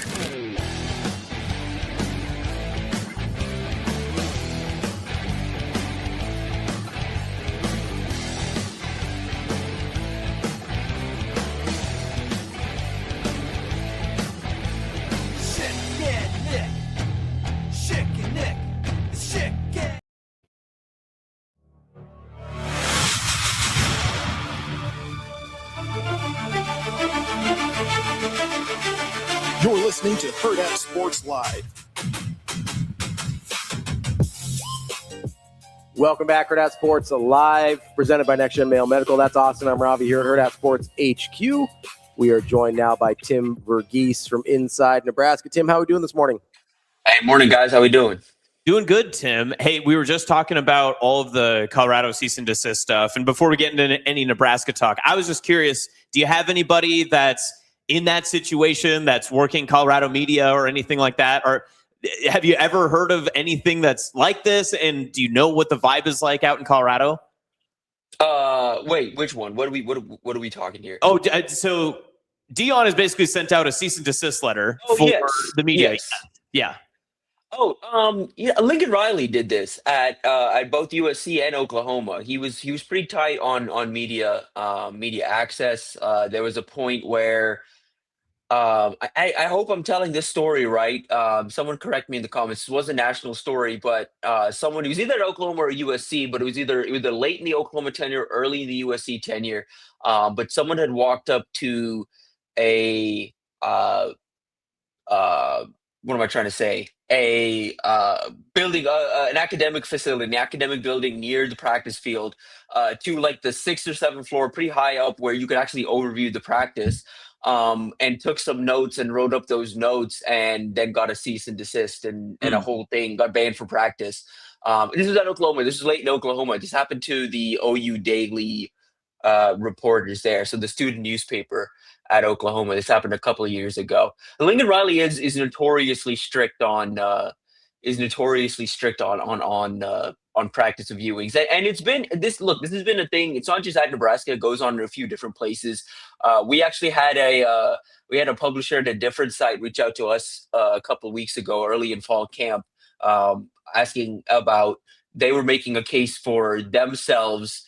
With the new staff that they're covering to get a little more fall camp access. And I said, hey, if you're building your case, probably not good to use the Nebraska site as an example. We don't get a whole lot of access. If you want to, you can go down to go talk to some of the guys in the SEC, because Tennessee and some of these other programs, it feels like they're at practice every single day. That's very interesting that you say that, Tim, because I think that there's a perception that because of how, I guess, how deep the media access does go and the amount of media Nebraska gets, I think that there's just maybe the regional perception and local perception here that you guys have, your fingers everywhere. You're able to kind of get in and get out whenever you want to, but you actually think Nebraska's more limited than a lot of other places? Yeah, absolutely. I mean, when it comes to fall camp and spring ball access, I mean, specifically fall camp, spring ball, I know a lot of programs are pretty guarded about, but you look across the sport, especially in the SEC and some of the top teams in the Big Ten, there's a little more practice access there. There's a little more, whether it's getting eyes on full scrimmages, whether it's getting eyes on practice a little more, a couple more times a week. We got our first viewing this past week. We're going to get another viewing next week, and that's probably going to be about it until the season gets. We can get about 10 minutes, 10, 15 minutes, sometimes up to 20, 30 minutes. They've given us a little extra time here and there. But the part of it, too, is the practice availability we've gotten, I would say, over the last year or so. It's primarily been kind of indie drills and things like that. We don't really get opportunities to see guys go in live action, whether it's 11 on 11, 7 on 7, whatever that looks like. We really don't get a whole lot of true competitive action. It really is a lot of off the hoop observations. I'm hoping next week we get a little more than that, a little more beyond just indie, just so we get an idea of what this team's working at. We get an idea of some of the first and second units and where some of that stuff's working. But yeah, absolutely. I mean, I don't think we get, it's like you said, I think part of it is the depth of the media around here. I mean, look, we had media availabilities on Tuesdays, and I'm still seeing stories going out from those media availabilities. And I'm sure for some who don't really pay a whole lot of attention to what happens in this media market, it just makes it seem like, oh, they got more access, with Dexter Foster, we get more access with whoever. But that's not the case. It's just, hey, it's the interviews from a couple of days ago. This is just a different spin on it. This is just a different take on it. These are some quotes maybe you haven't seen, but it's the same interviews from when we last talked to them. So I think that's part of why I think people around here think we get a little more media access than we do. And of course, I mean, there's people out here with their sources and things where we hear stuff, but that's not the same as seeing it for yourself. Tim, do you understand, I guess, the hesitancy of coaches to let people see practice? I've always I've gone back and forth on this a few times where, I understand maybe a scrimmage, you don't want to see people you don't want people seeing kind of the sequencing of your plays and things like that. But in a typical football practice, at least the ones that I've been to, there's a lot going on. There's not that much live action gameplay that your normal media member could take away that much from. Do you understand why coaches are so secretive and protective about these things? So I used to get really frustrated about it. I used to get really frustrated on, man, what are we missing? What's happening behind the scenes that we're not being able to see? I mean, this is all going to be out there on game tape eventually anyway. What are you really keeping? What are you guarding? Over the last, I would say, 2 off seasons or so, since the NIL era has come up, and I think a lot of these agencies and third parties and so on are working ahead and really starting to work ahead. I have had conversations with agents on any little rumor that pops out of Nebraska camp, and they reach out about anything, and it's also the people that are building out these databases of, hey, here's our guys who could be in the portal or whatever. And it's just, it often is just based in speculation. It often is just based in, hey, I heard this thing coming out of camp. Can you confirm, or do you believe this thing, or are you hearing this as well, or whatever? And so it's like, okay, well, maybe it does make a little sense to be a little guarded, because all of these agents are looking for hey, who's the guy that's buried on the depth chart that we can convince to get away from there? Who's the guy that whatever, and so because there is all these other actors, I would say, that are very invested in how these practices are going and who's the reports coming out of who's late, who's further down on the depth chart, or who's having a better camp than expected, who's having a worse camp than expected. The fact that there's real incentive for those other actors now to read that stuff, look at that stuff, and then potentially cause an issue within the team. I think, and that's just that. I mean, listen, unfortunately, that is the state of the sport. It's not a thing that's just happening at Nebraska. It's happening in other places too. And so that is kind of the world we're in, though, unfortunately, I understand it now. I understand, still to some extent, I think it can be a little over the top, not just at Nebraska, at other places too, of complete guarded. I mean, what's happening in Colorado, it's a little over the top. I mean, that's a little too serious, but at the same time, I do understand it now, because you cannot be too overprotective of these things. You want to keep your roster together. You want to keep your culture intact. And so I understand wanting to protect that when there are, when there are agencies in the mix, where there are these other factors in the mix now too. Tim, just going into Nebraska practice side, obviously everybody got their own view of the media availability that came out earlier this week. I was curious your thoughts on the new assistant coaches, non-Orich and the coordinator, obviously, spot, but some of those individual drills that you were able to maybe get a piece of. Was there a coach that you were most interested to see how they operate in that capacity? And is there one that, if you were given the full access, that you would want to watch for how they operate through the full 2-hour session, or however long a practice may go? Yeah, I think we've gotten a really good feel of the new assistants. And part of it for me is I like to watch these guys, not just at these type of things. We got a little of indie action in spring ball too, but I watch these guys during practices not practices, but camps in June, and seeing these guys, you kind of get a feel for who they are as coaches when you get to see them coach high schoolers, when you get to see them kind of break down the fundamentals a little bit. And so I really enjoyed getting around Corey Brown and watching him break down the game. And he did that again in Indy on Tuesday. Roy Manning, I think his you see it. They talked about him being he's a fine tuner, so to speak, someone who, really works on finishing those pass rush moves and finishing out the rush, and really detailing, the end of the rush, so to speak. And you see that from him. When every time you're around him, you see him kind of fine tuning. It's always little details he's working on with his group. And it reminds me a little bit of what DeKeel Shorts has kind of done with the wide receiver room, where there's no detail that's too small for them to work. They're working at the receiver room. They're working route breaks, they're working hands, they're working contested catch, they're working all of these different things in Indy. And at Pastors too, it's very detailed, everything they're working on. And so I've really enjoyed that. If I had to pick one to just be around all of practice, though, it's absolutely Jeep Wade and Lonnie Teasley. I love watching those two get to work with the line. I want to see a little more. That's the one area we've seen primarily indie stuff, both in practices and in camp.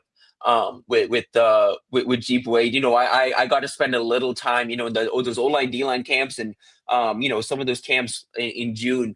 Just spend a little time like right next to Jeep Wade and listening to him critique offensive linemen, both in the state, out of state targets that were on campus back in June. And so you get an idea of what he's looking for. You get an idea of, okay, here's what he is looking for on tape. Here's what a good offensive lineman looks like to Jeep Wade. Here's what a good stance looks like to Jeep Wade. So getting a feel for all of those things, but I really want to get a look at him working together with the unit in full. I really want to get an eye of what that looks like in scrimmage action, how he critiques the unit as a unit, specifically that starting unit. I want to see him how he gets after the tackles. It really feels like Elijah Pritchett is moving different this year. I think he's operating from pure. It doesn't even have to be a physical thing. Purely mentally, I think he's walking into this season with a confidence he didn't have last year. And I'm really curious to how we got there and how Jeep Wade got there. Tim, just from a pure physical standpoint, right? You've seen a lot of high-end players, both at the high school and college level. Obviously, you've had a couple stops before coming to Nebraska. Just from Yeah, so I have a fair amount of confidence in your ability to look at people and be like, hey, physically, this is what it's supposed to look like to play a certain level of football, right? Just from a pure physical standpoint, when you're looking at Nebraska, where do you think they match up in terms of, and I'm not talking about the Ohio State Oregons of the world, I'm talking about kind of like 4 through the middle of the pack in the Big Ten. Where do you think there are places where Nebraska matches up with the rest of the league physically? And where do you think there's places where it's like, I'm not sure they look like the rest of the Big Ten should? Yeah, I O-line absolutely looked the part there, especially that starting 5. You asked them to get a little deep at some positions. I started to get a little worried, but I think the first and second O-line, at least how I've penciled it out on paper, looks the way it should for a Big Ten program. Wide receiver room, I'd put that wide receiver room with just about anybody in that 4 to 6 range in the conference, 4 to 8 range in the conference. I like that wide receiver room. I mean, they have a good range of size. They have a good range of, ball winning traits and different frames and all of that. So I like the versatility in there. I'll say the tight end room. I'll throw the tight end room in there. I like the depth and the different body types in that room. On the defensive side of the ball, I don't think I'm ready to put. I like the progress that they've made about that defensive line and edge, and I would say the starting for the first 6 guys, I would say I'm expecting in the D-line edge room, combined, not the top 6 in both rooms, but the first 6, I would say pass rushers off the bus, pretty solid. I think those guys hold up, but the depth I think is where Nebraska's lacking compared to the others in the Big Ten in terms of, hey, what does that second and third unit look like at edge and at D-line, So a bit of a question mark there, but, like Jasir Whittington doesn't really look like the Big Ten pass rush or a Big Ten interior defensive lineman, but in a 4 down front, I think he's capable of being effective. We've seen it on tape. He's played Notre Dame and Miami and held his own. He's shown he can hold up against kind of elite offensive line units. And so it's not that I'm worried about him, but from a pure, hey, physicality off the hoof standpoint, I still have that question mark about the D-line. I'll throw the linebacker room in there, especially with what they've added in there. Dexter Foster, Owen Chambliss, to pair with Vincent Shavers and Dawson Merritt and Pierce Newberry and a few others in that room, Will Hawthorne, others in that room. I think that room looks the way it should at this point. I'm not ready to say it about the DBs just yet, but I'll say the starting corners. Or the expected rotation. I mean, Andrew Marshall on the other side, Danny Odom, you've got Jeremiah Charles and Victor Evans. I think all 3 of those guys have done good work. Andrew Marshall as well have done good work to their frame where they look the part. They look what, future pro defensive back should look like. And so I like the growth they've made. We obviously need to see it. That's the one room when you look at this roster on paper where, they don't really have blue chip talent the way they do up front. I mean, you need guys to produce, but they have a little more blue chip talent up front. They have a little more blue chip talent in the linebacker room. What these portal guys, the rankings in the portal for these guys were, but there's really truly one true blue chip guy in that secondary, and it's freshman Danny Odom. And so it's going to be on development. It's on Addison Williams. It's on Tyler Yelk, it's on Rob Borich to develop that room and make sure they're good to go, because I believe in that room. I like a lot of features on that room, but from a national perspective, that room's going to have some question marks on it because of the lack of, again, lack of star talent when you look at it on paper. All right, so Tim, I just want to make sure I have kind of the summation correct. Wait and see on the defensive line, and wait and see on the secondary. Yes. Everywhere else looks at least like you would sort of expect it to for a middle-class Big Ten team, 4 to 8. Is that fair? Yeah, I would say so. What about, did you mention running backs? That's another one where it's just, I mean, part of it's the production, and the production we still need to see. I've talked about this before. I like the diverse skill set. I like the bodies in the room. I've said this before on here. I believe a good running game is going to be based on a good offensive line. I believe Nebraska has a good offensive line. They're going to be able to create holes. So it's not about a lack of confidence necessarily in the running back room, but you look across the Big Ten and what that 4 to 6 range in the conference, what their running backs look like compared to Nebraska. Yeah, Nebraska's putting a lot of faith in guys that we haven't really seen a whole lot of yet. I believe in some of those guys. I know the staff believes in those guys. We're just in wait and see mode. I don't think I can say just physically and based on what we know that I'm confident those guys can hold up with the middle of the pack of the conference. So, and I'm not asking you to make a record prediction or anything here, but when we're talking about 4 to 6 and 4 to 8, we're talking about basically teams that are 8 and 4 or 9 and 3. That last year, at least, that was the range we're talking about here. Physically, you don't have, like, again, there's places we need to see it still. There's places where there's not production, but just from a physical, hey, what does this football team look like? You're comfortable putting Nebraska physically in that range. I think so. I think in like the Washington range, I would say. Like, I think them and Washington aren't too far off, especially when we see them up against each other on October 31st. I think those rosters on both sides of the line of scrimmage, I think it'll just be kind of an eye opener of, hey, these teams don't look too different from each other. I mean, even down to the quarterback. Devon Williams is not a very big guy, so. That's the one. I mean, I'm not going to make a record prediction here, but that's the game I have circled. Nebraska needs to win the games they should this fall, and handle business. The one game outside of that I think, okay, they have a really good shot and they should win this fall, or I believe if you want to show progress, you need to circle and you need to win kind of head to head. It's the Washington game for me. It's not Indiana. It's not any of those games. I mean, do what you can in those games. For me, it's Washington. That's the game I have circled this year as the, okay, if you were a team that's better than last year, if you're a team that's made growth, you should play this team close. You should win this game. You should win this game at home. Tim, I know you highlighted a couple of players just over the past couple of days from videos that you posted and you did some writing about too. But I'm curious now that you've been able to see them in pads and see how they work in fall practice. Who are still maybe the biggest projects on the team? Like guys that you feel like need some more time to develop, or guys that are long-term evaluations for the coaching staff? Oh, that's a good question.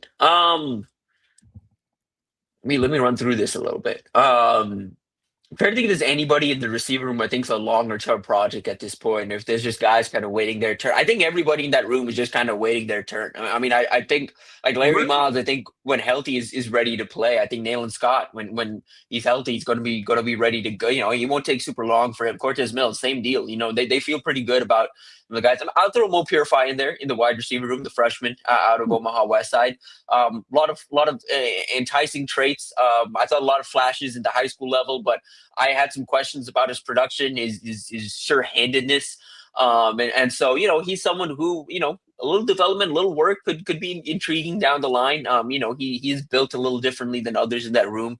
His combination of size and athleticism, is a bit unique in that room. In the offensive line room, it's called a Puma, of course. I think that's one I have circled just as hey, like stash develop, just keep seeing how that guy continues to progress. Hayden Ainsworth, another one who is a freshman this year. And keep in mind with Hayden Ainsworth, he reclassified down. He was supposed to be a class of 2027 prospect. He reclassified down to the 2026 class. So he's relatively young for the cycle. He is on a bit of a head start. So anything you get out of him as a true freshman this fall is a plus. I mean, anything you get out of him is going to be a plus. But he's someone, stash, develop, see what you have. I think it sounds like he arrived on campus a little bit ahead of schedule. He's got a good frame, and someone they can see as a potential tackle projection, even though I think long term he's probably a better fit at guard. So he's the one I'm really intrigued by. I would say those two, Claude and Hayden, I'm really intrigued by. Preston Ta'amu, I mean, there's not really much, from a behind the scenes standpoint that he still needs to do. It's just that he's waiting his turn. He's another one who's kind of just waiting his turn, but I'm excited to see what that looks like when he's ready to go. I expect we see a good bit of him in the rotation this fall. He's probably going to be I would imagine that first interior offensive lineman off the bench. If it's not him, it's going to be someone like Tyler Knock. Defensive line, there's a few there. I would say there's a few there. I'm expecting this year to see some Malcolm Simpson and Tyson Terry, but I think for both of those guys, it's more of, hey, next year is when you're stepping into bigger roles. So what can you do for us this year, and how much what can you take on, and how much more can we add to your play? What kind of expectations can we set for you for 2027? Dylan Berriman, the further we get into fall camp, as much as I think he's going to play a part in the rotation. He's going to need some to continue losing weight through fall camp to have a role in the rotation this year. But he's another one who I think, hey, I think, keep working on this guy, because what he can be down the line for you along the interior of the line is so much more intriguing than maybe what he can be in year one. So keep working at that, keep chipping away there. Edge, of course, it's Jeremiah Jones. I mean, it has to be Jeremiah Jones and what they're working at there, what they're trying to do with him. I am fascinated by the Mac Markway Edge project. I'm fascinated by how that's going, how he's progressing, kind of where he's at from a patient standpoint too. Is he willing to sit this thing out and really put in the work to maybe have that breakout, fifth year senior season or whatever that looks like for him. And in the linebacker room, there's actually a few in the linebacker room. I think Jace Reynolds is a stash and develop guy who, especially compared to others in the room, is going to need some time. And so I'm excited to see where he fits in, where he ultimately finds his ultimate positional home. Christian Jones, same deal. Kind of still, I think, finding his true positional home. And trying to put it all together. So those two guys, I think, stash and develop guys in the linebacker room. At DB, weirdly, I think we're going on another year of, hey, it's stash and develop for Braylon Prude and Amari Sanders and Larry Tarver, where, there's still some excitement. And I think Prude and Sanders in particular, there's still excitement about what those guys can be. And Tarver's someone who, when healthy, he's in the mix. He's consistently in the mix. It's just a matter of being able to stay on the field consistently. But all three of those guys, I think they're entering another year just with where that other quarterback battle feels like it's heading. All three of those guys are heading into another year of waiting behind the scenes. They're probably going to get into the rotation a little more, but really just kind of developing. I think Prude is someone I would keep an eye on because I think his projections changed a little bit in Rob Orich's defense. So, but someone I'm very intrigued by as he continues to learn the game, get his feet under him. Amari Sanders, more of a sound corner prospect they've been excited about for some time. He's just kind of biding his time. I wonder about Amari Sanders if he's just a year behind Jeremiah Charles, so to speak, where, the way we're talking about Jeremiah Charles in fall camp and coming out of spring is the way we're going to be talking about Amari Sanders this time in spring, this time in fall camp, when he's, when he's the one that's maybe battling for that Andrew Marshall job. And in the safety room, Tanner Turch is one for me, just very, very excited about just, his continued development. I like the flashes we saw on tape. Again, he was someone who has very little experience at the safety position. I think he's someone for me that I'm keeping an eye on. Jason Shiggs, the transfer they brought in, I don't really know what type of role he's going to have in the safety room this year, but he's someone I can see stepping into a bigger role, kind of like Jameer Khan did from last year to this year, stepping into a bigger role. So how they work with him, what this year looks like for him, both on the field and behind the scenes, I'm intrigued by. And I'm going to throw Rex Guthrie in there, not because I think he has much to learn. He's consistently been heralded as one of the smarter guys in the back end of that defense, and he's going to play, a lot more than probably people think he should because of his instincts for the game and his understanding of the game. But coming off the injury he suffered this offseason and with where that safety room's going, I do think we're going to see some of him, but I wonder if the best of Guthrie is still yet to come because he's still learning, he's still kind of learning this defense, but also I think for him, I think he's still trying to figure out how he best fits in. I think the best fit for Rex Guthrie is being surrounded by, better athletes, both at linebacker and safety, where he can kind of just let loose a little bit and trust his instincts and be in position to make plays. But if he has to be one of the better athletes in that back end, I don't love the projection of the DB room. I don't think that's going to have to be the case this year. So it's just about finding that role for Guthrie where he can utilize his instincts in the best way. So that's something I'm excited to see. I know we ran through a bunch of names there, but that's kind of where my head's at midway through fall camp. Tim, there were a couple names there that I wanted to follow up with. You brought up both Claude Mpuma and Dylan Berryman on opposite sides of the line, both true freshmen. If you had, I'm going to ask two questions about those guys. Number one, if you had to say, hey, one of these guys that is more ready to play even a rotational role this year, as we know, super hard to play on the defensive line early or on either side of the line early. So if you had to say, hey, this guy's more ready to even play a rotational role this year, it would be, which one would that be? And secondly, if one of those guys does have to play a rotational role this year, do you think it's because of their development or because something else happened along the lines at their positions? Oh, so the first part, I think I'll throw Berriman in there just because with Berriman, it really is just kind of a weight thing. Like once he gets that in check, he feels like somebody. I mean, I saw him a little bit in high school, young in high school, and obviously followed his senior season and all of that as Nebraska started to push to land him and did eventually land him. He is someone who kind of balloons up and down. That weight's going to go up and down. So I'm hoping, and at least my projection and what I've heard at least is through fall camp he's going to naturally drop that weight and be in a good spot, a better spot, to utilize his athleticism a little bit. Look, he's someone who's not very big. I'm like, he's big from a weight standpoint, but length is not his best. He's lacking in the length department. And so he has to have that quickness that you saw from him as a senior. You saw from him on tape. For a stouter defensive lineman to penetrate the backfield consistently, to create. And I don't think he has that right now at the weight he currently has. So the big question for me is with Berriman is, can he drop that weight? Can he get that weight into a controllable position over these next few weeks? Because if he can, and I do think he's going to be part of the rotation this year. And I think he can be a key part of the rotation this year. It's just a matter of, because he plays with good leverage. He's someone who, what his assignment's going to be this year is going to be just take on those double teams, and open things up for the rest, and I think he can do that. I think he's capable of doing that as a freshman in the rotation, in the rotational capacity he's going to be asked to. With Claude, it's still because he's still developing the technique, because he's still developing specifically in pass protection. That was an area for me coming out of high school where, hey, he's got good footwork. He's got a soccer background. He learns very fast. He's got the physicality to hold up at the tackle spot, but that footwork needed work. And I thought he took big strides from junior year to senior year. I mean, just watch his footwork in pass protection as a junior, and watch how that changed at Mount Carmel as a senior. It's still not great, but it took sizable steps forward. And so I'm looking for, if he's going to have any type of impact and he's going to work into the rotation this year, I think he's going to take another big sizable step in that department. Now, if one of those two has to step up into a bigger role this fall, I would be a little more concerned if it's Claude, because that probably means something happened to Elijah Pritchett or Tree Babalati. And I would probably point to Elijah Pritchett, because I think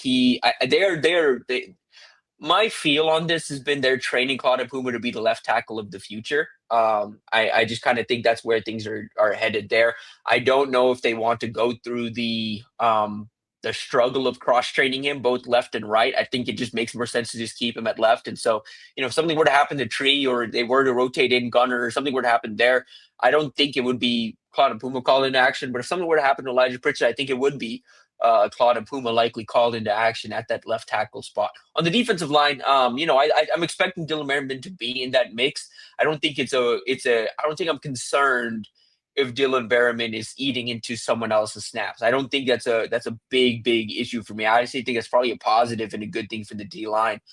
If that guy who plays with such natural leverage, just has the mass he does and takes up the space he does, that type of space eater is working his way up the depth chart. I mean, he's a little different than others on that D line, and so for that reason, I think I would be a little more comfortable if it had to be Dylan.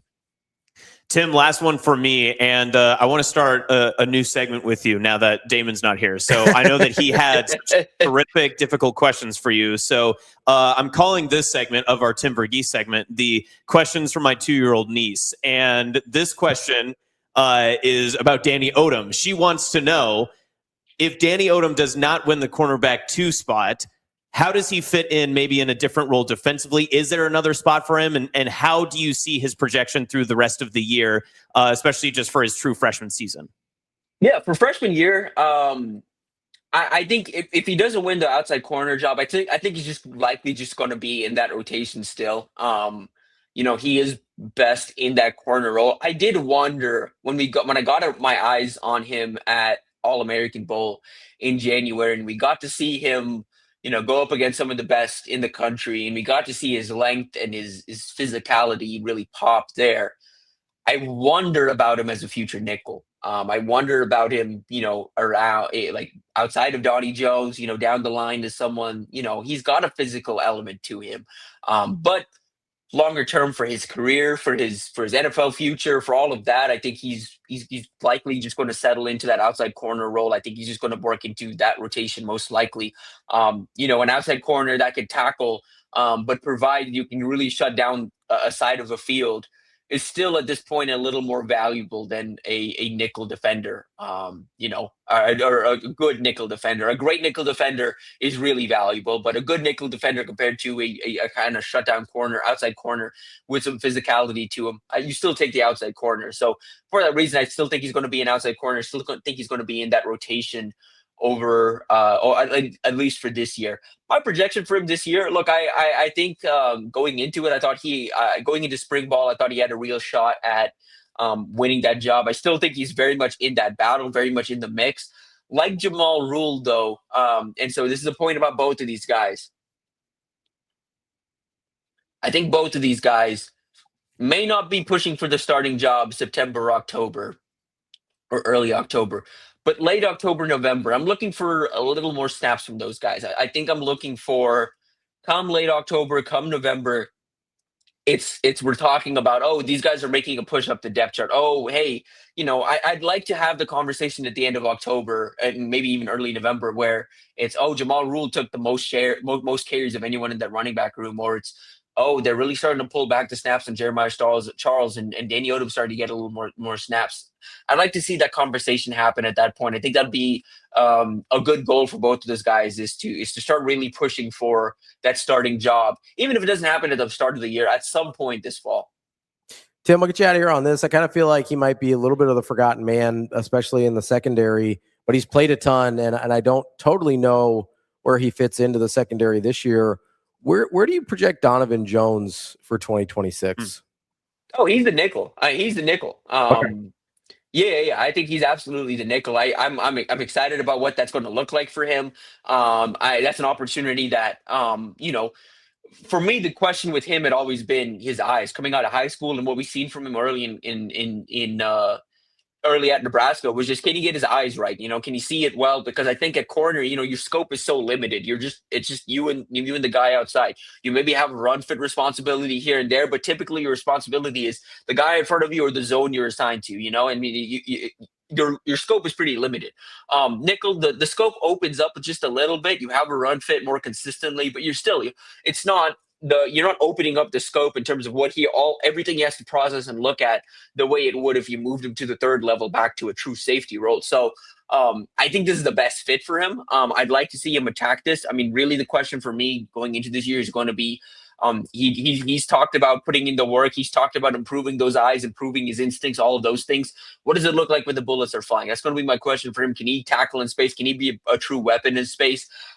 He popped up for me as kind of someone we're not really talking about enough. Like you mentioned, someone I'm buying stock in heading into the season because, I think the projection of this defense really changes if it goes from, hey, they've got a couple established starters in that back end to, hey, they have a couple potential future NFL or NFL caliber DBs in Andrew Marshall and Donnie Jones and whoever else you want to throw in there from that secondary that steps up. But you just if you get Jameer Khan's talked about this, he believes that Donnie Jones is a future NFL player, and he's got the traits at 6'1", 200. If he's running 4.3 like they say he is, that's impressive. That's that is again, NFL level athleticism. And so if he's doing all of those things, we've seen the physicality he does have on tape. And if the eyes are better and he can be a true weapon in this nickel role, the nickel role is key in Rob Orrich's defense. So again, I don't know why we're not talking about him enough. He's going to play an important role. He's critical to this defense operating the way Rob Orrich wants it to. And so if he has the year I think he's capable of, if he does all of the things he's supposed to do and he takes those steps forward in the areas I think he can take those steps forward in, it changes the projection of the defense completely, because you're talking about a nickel defender in a defense where that nickel defender has to do a lot of different things on a snap to snap basis. You're talking about that guy being an NFL player. Yeah, that helps a lot. That's Tim Verghese, Inside Nebraska. Tim, terrific stuff as always. Appreciate your time. We'll talk to you next week. Yeah, appreciate you. That is Tim Verghese from inside Nebraska. We'll take a quick break here. That's Austin. I'm Ravi. We'll be right back. More Hurrdat Sports Live after this.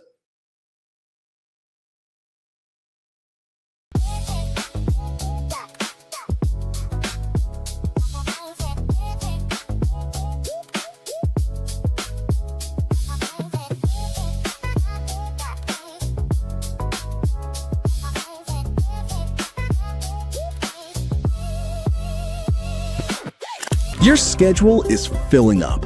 Get back to busy at Edwards Kia. Lease the 2027 Kia Seltos S starting at just $269 a month. Ready for every run on the calendar. 2 great leases, 1 less thing to worry about. We've also got the 2026 Kia Sportage EX starting at $249 a month. Don't wait.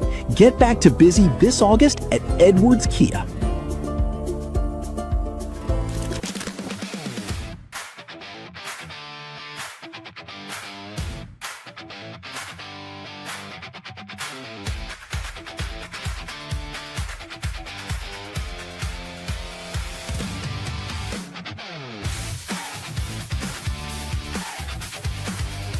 Yeah, I was definitely following the news. I had talks with Danny a lot, and we're going day by day, but whatever happens, happens. But I think whatever is best for anyone, I'm going to be happy with. So, yeah, I'm excited because, redshirting was the goal, but then I wouldn't be able to play, and I think getting reps, even if it's just a little bit in games, it will help too. Just boost my confidence on the court too, and I'm excited.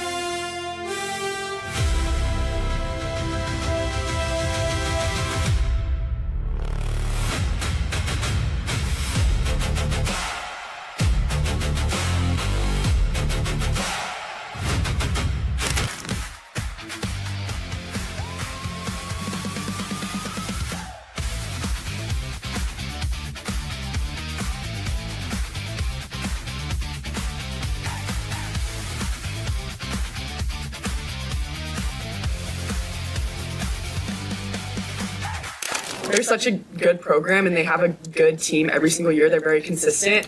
Obviously, the last time we played them, it didn't go our way, and that's okay. That's sports. But I grew up in the Big 12 and played here in the Big 12, and so that Texas rivalry runs pretty deep. And I think just opening the season with such a strong team and a game against such a strong team is going to be super exciting, not only for us, but for the fans as well. Like, people want to see great matchups. They want to see good volleyball. And so getting to do that, especially at such a big venue, I think it's super exciting. I thought it was a great call by both myself and Jarrett to renew that and showcase the sport even more. And they have everybody returning. We have most everybody returning, so it should be a really fun match. Texas has a bunch of amazing players, and it's going to be a great game for sure.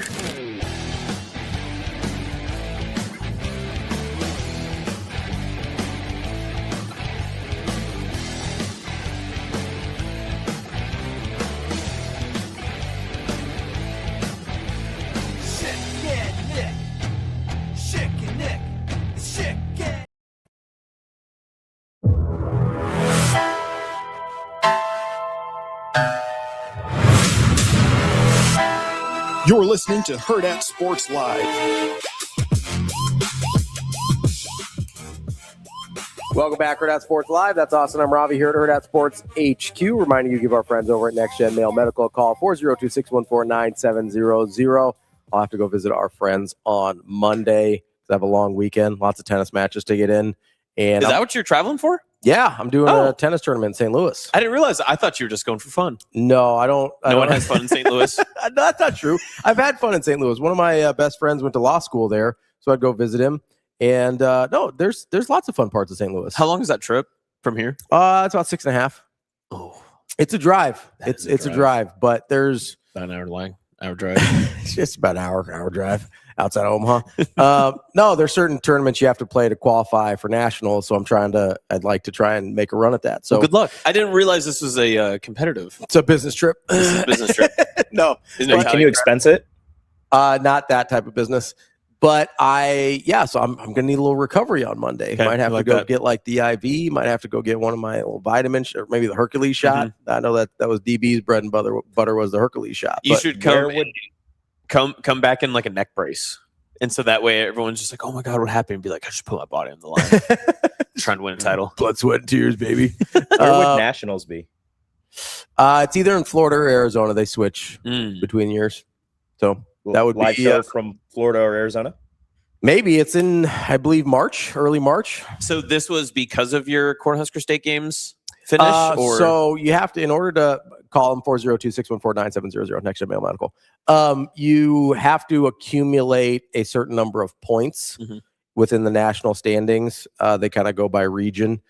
So I have to, if I can become the highest point total in the Missouri Valley region, then I would qualify for nationals. And because you're very familiar with the Missouri Valley region. I'm very familiar with Missouri Valley. I was a big Missouri Valley basketball guy for a while. Go back is what you're saying? Go back to the MVC? This year, I mean, this is my Arch Madness. This is my Arch Madness. Your Arch? Well, that's what they used to call it. They used to call the MVC tournament Arch. I didn't realize that. Yeah. That's awesome. They call it Arch Madness because it's in St. Louis every year. Okay. But no, it's so if I did well enough at the Cornhusker State games in the tournament here in Omaha a couple weeks ago that I've put myself in position where a couple more tournaments I might be able to qualify. I like that. That's cool. Yeah, we'll see what happens. You know, people your age usually don't have hobbies like this, so I know. I'm very proud of you. This is way to get out of the house. It's because I don't have kids. It opens up the whole world for me. Who's watching the dogs? Natasha's staying.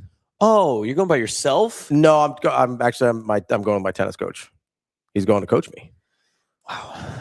You have a coach?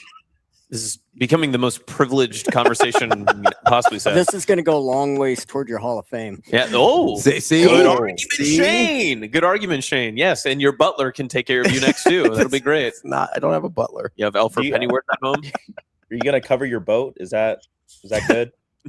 No, he's taking the boat with him just for some recreation. No, get his mind off the games. I'm not going down to like Table Rock or anything. Like it's sure, man. Sure.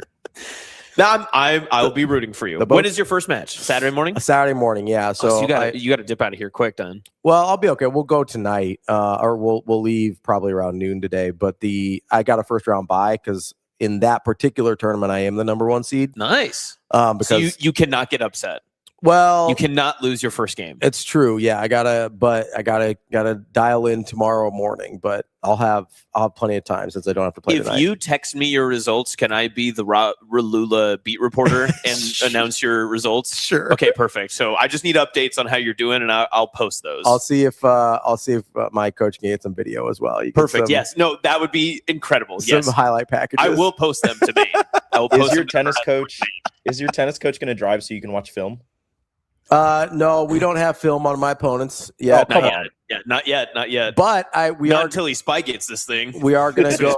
We're going to go early before because my match I believe is at 11 tomorrow. So we'll go early to kind of scout out the opponents before. So will there be any play-by-play anywhere? Ooh, good question. I don't think there's a live stream. Now there's one in Kansas City later that will have a live stream. Okay.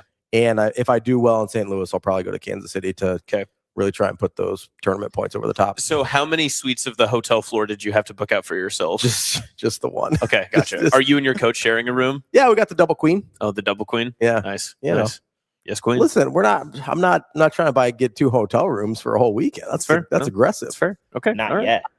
I did tell him, he's like, we could stay anywhere, like we could go to like a Condo Lodge. I was like, no, absolutely not. Listen, there's a piece of this. Double tree or higher? I am at a double tree. I love a double tree. Listen, I love a double tree. I told him I have a 3-star minimum on hotels. Yeah, chocolate chip cookie that comes with it. I'm 100%. I have very strict rules about hotels. No doors that open to the outside. Like Okay. the motel Yeah, situation, right, like yeah, where your yeah. room door opens to the outside. Yep. Absolutely not. That's fair. Never going to happen. I don't do Airbnbs. Oh, really? I'm not an Airbnb. Okay. I'm sure it's a lovely company. If they'd like to sponsor us, that's fine, and I'll reconsider my position. That's fair. But Verbo guy. I don't do Airbnbs.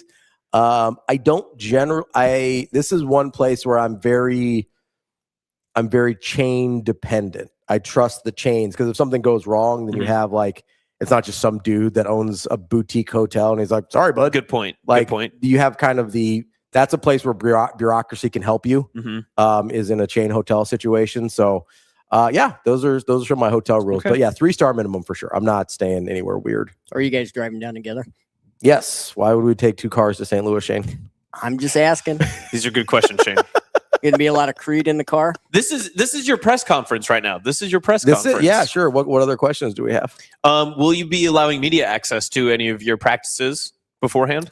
Listen, I think we're gonna hit around right before we leave town today to make sure I get a little work in. So, if you want to show up, you're more than welcome to. Would you say that coming into this year's competition, you are in the best shape of your life? You're 15 pounds lighter, but somehow also faster and stronger? I mean, thanks to Next Gen Male Medical, famously, I am, from a couple years, I'm down like 50 pounds. So that helps a lot. Okay. Rico, on the stream in the back, do you have a question? Yes. Rico, Hurrdat Sports. Yes, I would like to know if your extremely heavy tennis bag has a favorite racket that you will be using. I do. So I hit with a Babolat Pure Strike. I do have a favorite one. So you got to carry a couple different rackets with you to make sure, because sometimes you break a string or whatever. So I have 3 Babolat Pure Strikes. One of them has a white frame with orange. The other 2 are gray with orange. The white frame with the orange is my favorite. It looks a little drippier. So that's the one I string to my preferred tension, and the other 2 are kind of alternates. Okay, so a question here from the chat. Let's see. Heath wants to know what's the go-to food for the Hotel Continental breakfast at your DoubleTree, especially pre-competition, right? Yeah, that's got to be critical for your nutrition. Yeah, I really like to. You're gonna have to get some carbs in, obviously, for energy and to make sure my blood sugar doesn't drop. The waffle. I don't know if I'm gonna go waffle or Too not. heavy? Yeah, I have to decide. See what the options are. This might be like a muffin or a biscuit situation. See, this is where you probably should have done one of the breakfast bar areas, like so they have a buffet. They have the breakfast buffet as part of as I think many DoubleTrees do. Right. So what's the hotel that does the omelet stations and stuff like that? I think that's the Embassy. The Embassy. I think the Yes, Embassy that's right, has those. I So, love an Embassy. I will pay extra to stay at an Embassy if I have the possibility to do so. No, Embassies are very nice hotels. Don't have any issues with Embassies at all. But so we'll probably do it. I go kind of bland. I don't want my stomach to get upset. Right. So I'm very safe with my food choice. So probably like some eggs, hash browns, and then maybe like a muffin or something to get the carbs in. You doing the Rico beige diet? Yeah, we're gonna go full beige like Rico. Yeah, great. 100% beige. And there's no salsa involved in the pregame you can't have it meal. exploding all over your chest. Yeah, you can't have anything that explodes all over your chest. Yeah, can't do that. No, Speaking of which, make sure you go sign up for Schick and Nick, whether it's the show on August 18th at night at the sports bar or the golf tournament. I believe there are a few spots left open for the golf tournament as well. Look for Schick and Nick on Eventbrite, and you'll find your opportunity to get tickets there. So how many matches max could you have? If I win the tournament, I will play 3 total matches because I got a first round bye. Okay. So I'll play 3 instead of 4. And you're in a division? Yes. So I'm in the 18 plus division of my particular skill group. Did you get invited or did you have to sign up for this? Hold on. Before that, how does this work? In your skill group, so you said you won points. That's like beating other people, all that other stuff. You're an 18 plus? Yeah. Is this a kids tournament? No, it's 18 and over. Okay, I was like, did you just sign up for like a children's tournament that has like an 18 and up division? No, this is an adult tournament. This is part of like they have, adult nationals and things like that. But the age groups are 18 and up, 40 and up, and then 55 and up. So I can't wait to get to 40 and up because then I'm on the youngest end of that spectrum as opposed to being the oldest person in that. Then you can start teaching some lessons to old men. Absolutely. Those 54-year-olds are just going to get rocked. Just get cut. I got a question. Instead of just me getting run all over the place by a 23-year-old former Division I wide receiver. Radio Rico AC.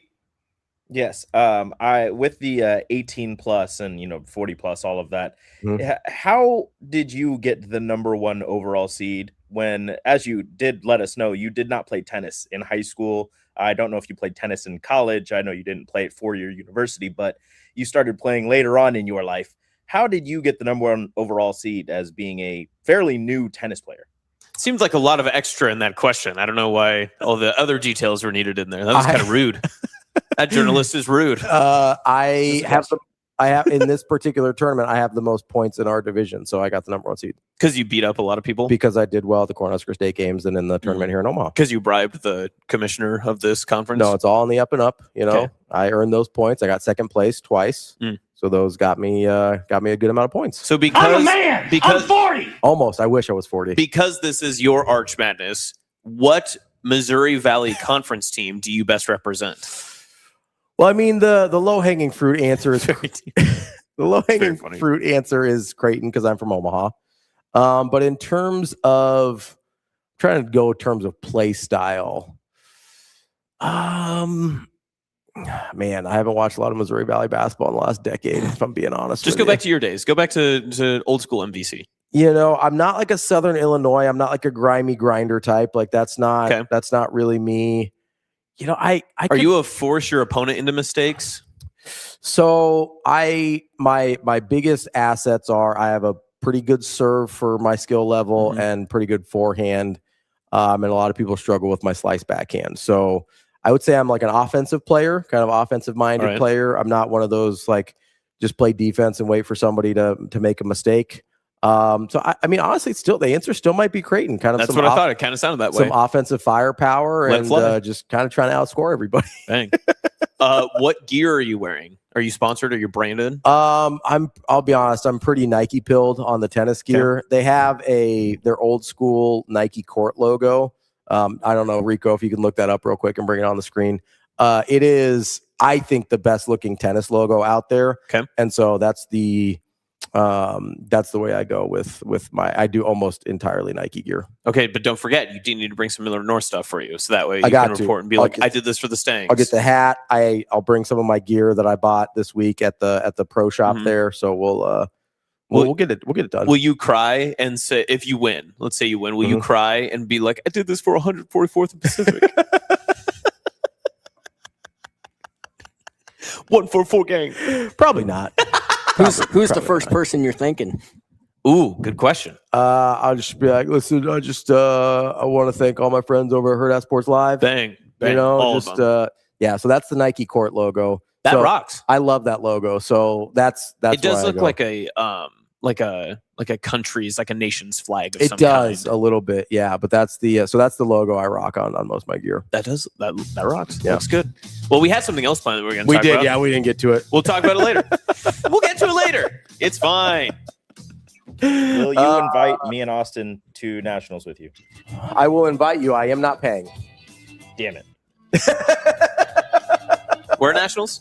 Miami or either Arizona or Florida. Oh, Arizona or Florida. What time of year is this? March? It's late February, early March. Ooh, depends on the year. You might be able to go. I might be able to. Are you going to try and report?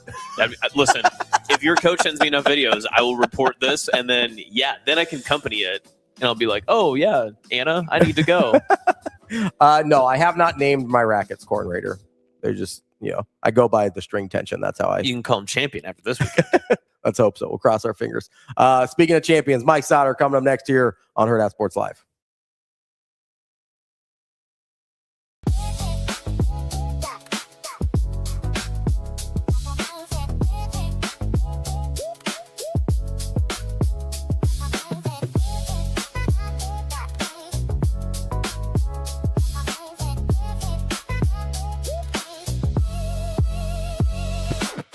Your schedule is filling up. Get back to busy at Edwards Kia. Lease the 2027 Kia Seltos S starting at just $269 a month. Ready for every run on the calendar. 2 great leases, 1 less thing to worry about. We've also got the 2026 Kia Sportage EX starting at $249 a month. Don't wait. Get back to busy this August at Edwards Kia.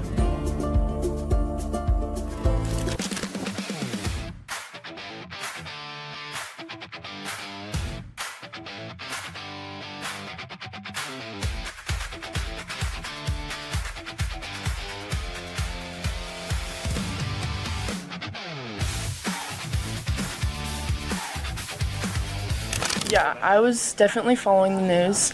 I had talks with Danny a lot, and we're going day by day, but whatever happens, happens. But I think whatever is best for anyone, I'm going to be happy with. So, yeah, I'm excited because, redshirting was the goal, but then I wouldn't be able to play. And I think getting reps, even if it's just a little bit in games, it will help too.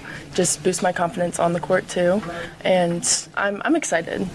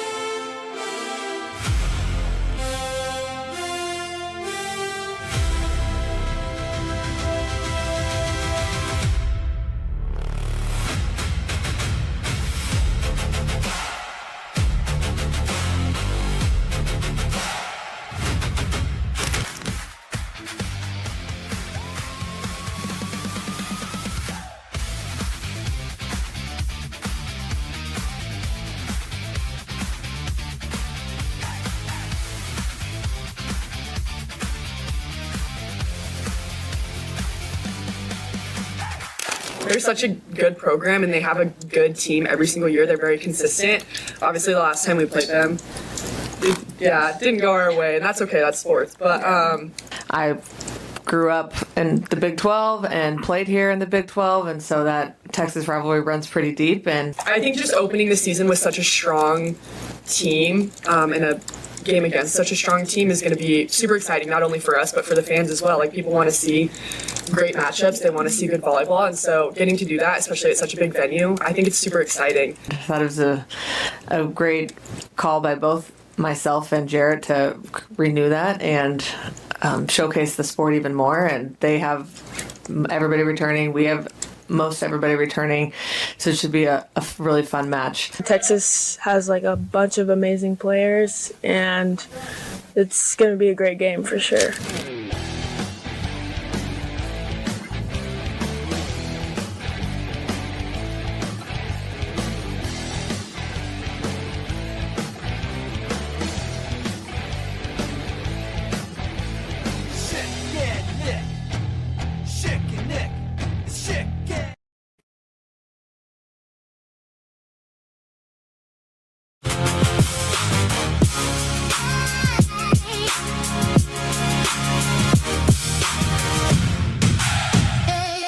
You're listening to Hurrdat Sports Live.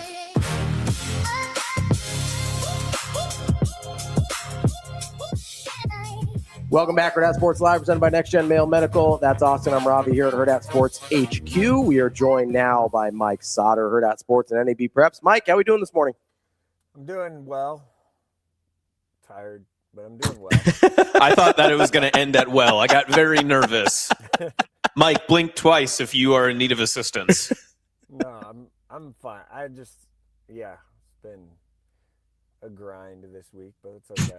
Where are we at this fine Friday morning?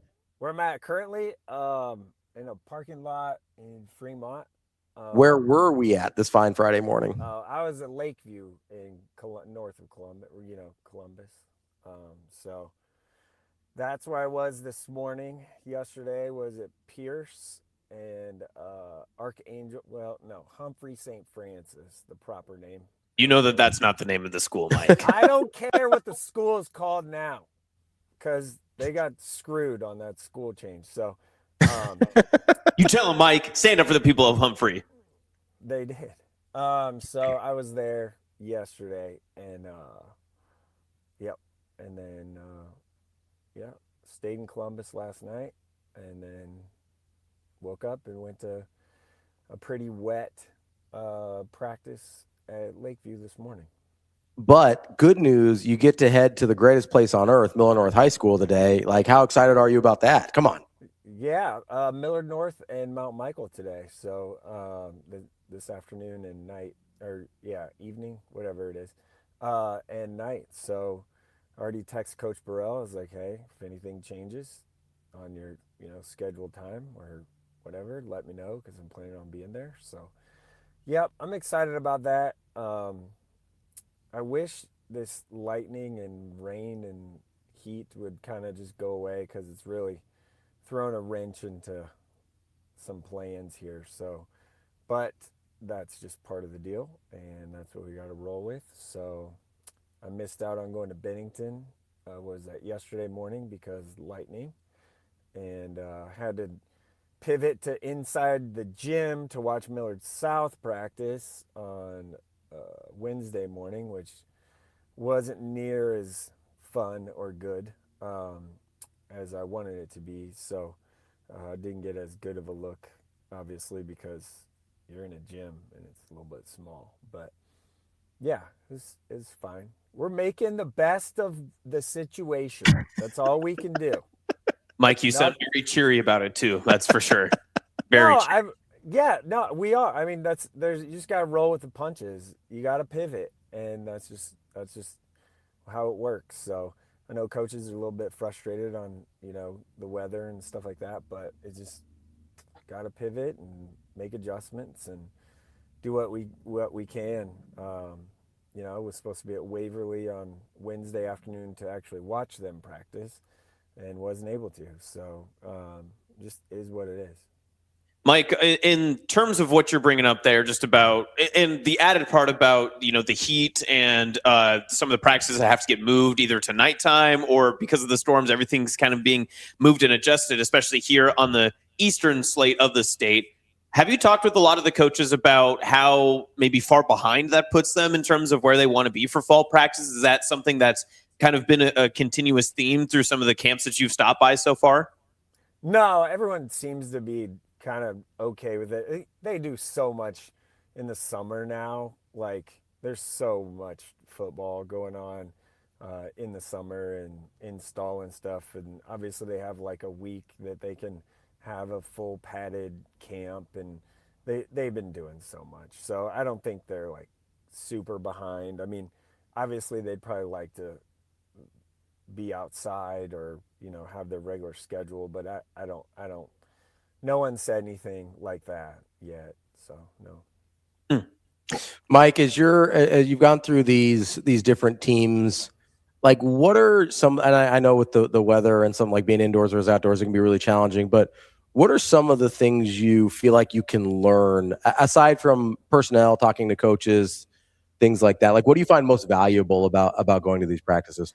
Well, I personally love going to practices because when you go to a game, for me anyway, like I'm not focusing on the line play as much because I'm trying to get the shot of the touchdown, right? Mm-hmm. So, or the big play or whatever it may be. So I spend a lot of time looking at particularly the offensive line or just non-skill guys. That's what I like to spend most of my time doing at these practices, because then it just, in high school football, man, you got to have linemen and they have to be a cohesive unit and all of those things. So in order to be successful, so that's what I look for the most.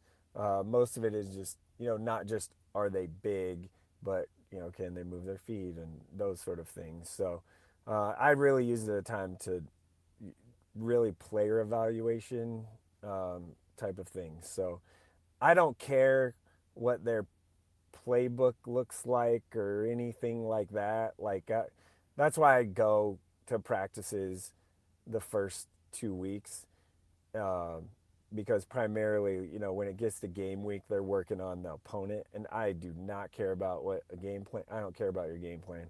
Don't. I mean, I don't want to know. I don't want to put that on a shirt.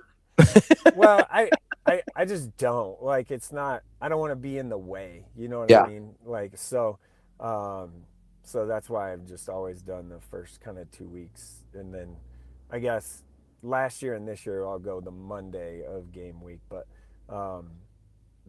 that's kind of fine because they're not getting into the nitty gritty of game plan quite yet.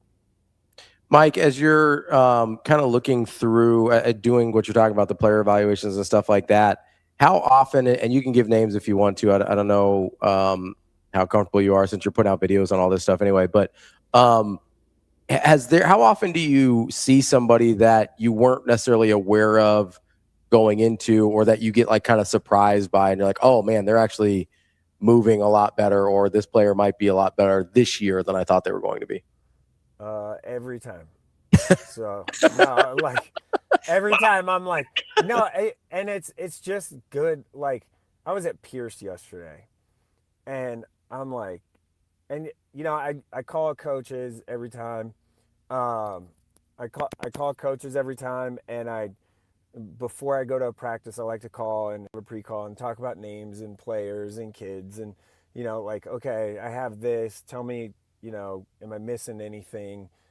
And they generally tell me a name.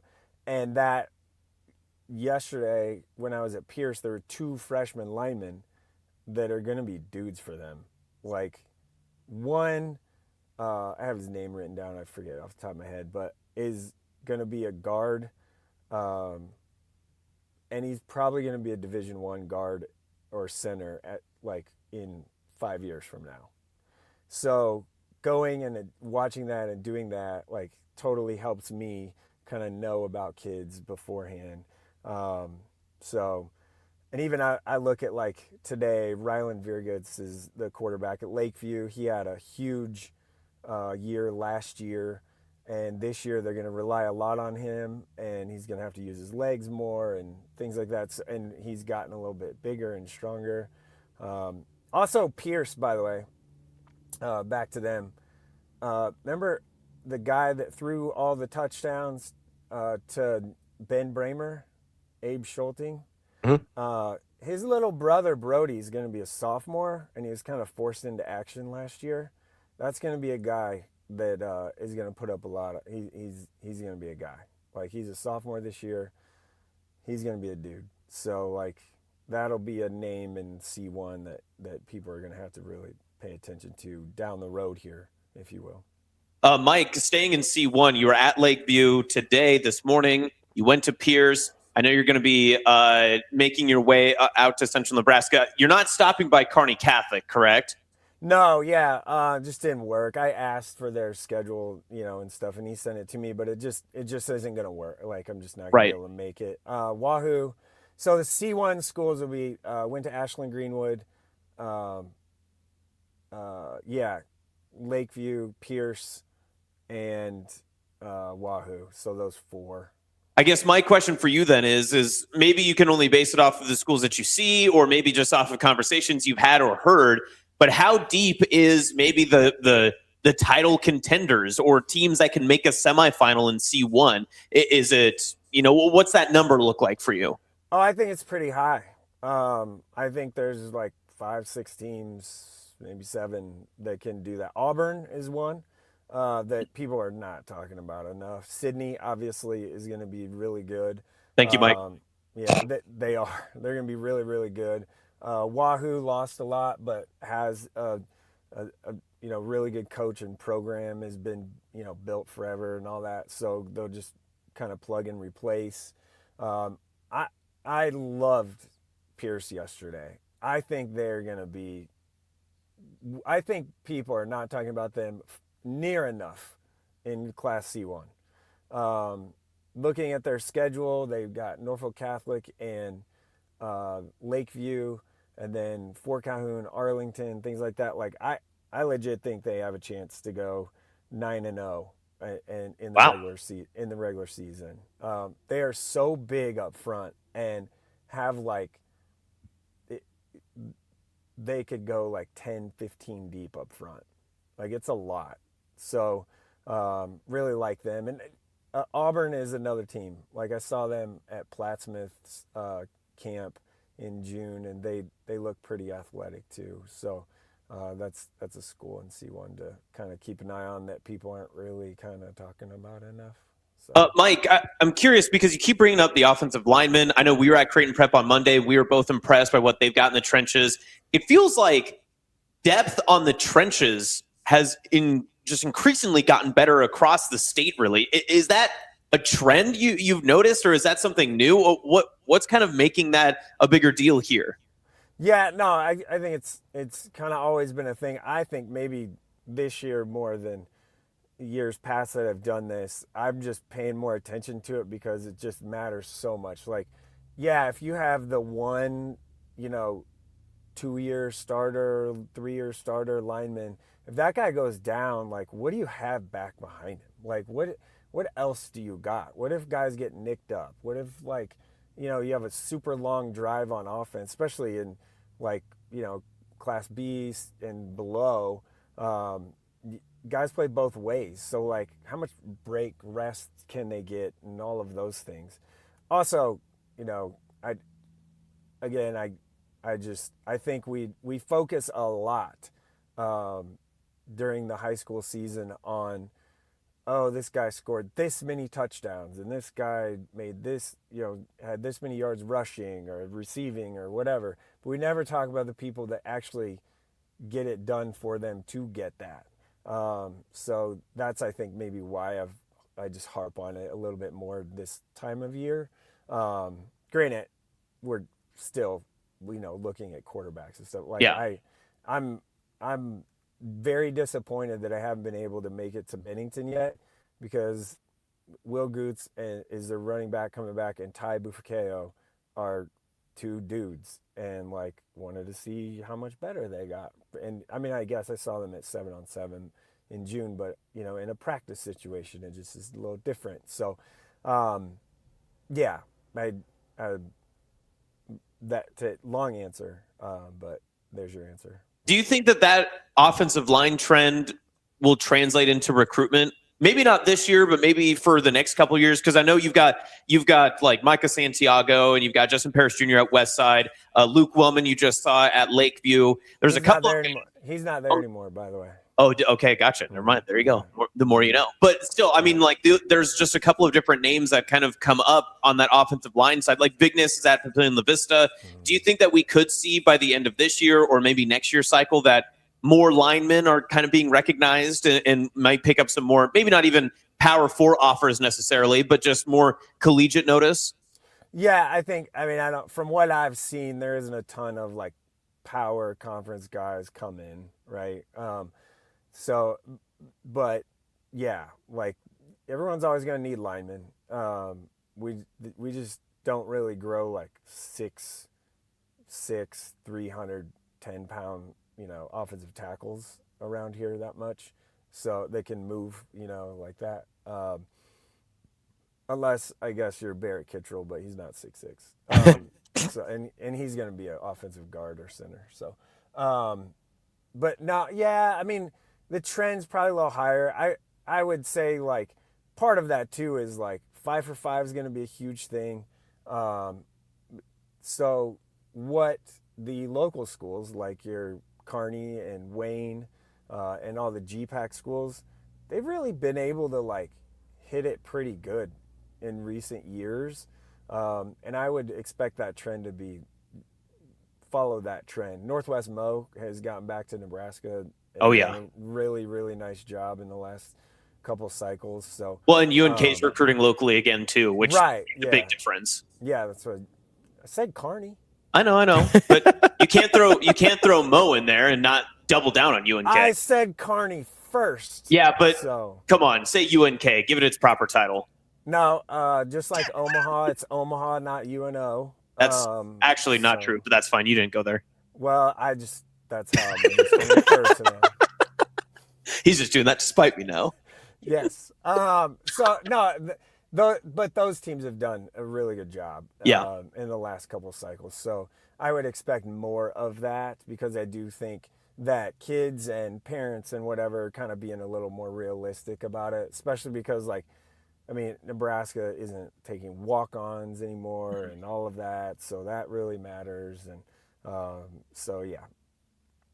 Mike, I think one of the questions that I get asked a lot is about Millard South. Obviously, you had limited ability to see them with them being indoors, but the question that I get most of the time is, hey, is Millard South going to be as dominant as they were last year? And my first answer is just no, because it'd be almost impossible to replicate the season they had last year. But I think people see Trey Taylor coming in, they see Tay Ellis coming in, and they see a bunch of still really talented guys, and they go, well, why would it be any different? When I ask you that question, why would it be different from last year to this year other than just, hey, it's really unlikely you're going to only give up 40 points again next season? It's a hard no, first of all. Like it's a hard no. No, they're not.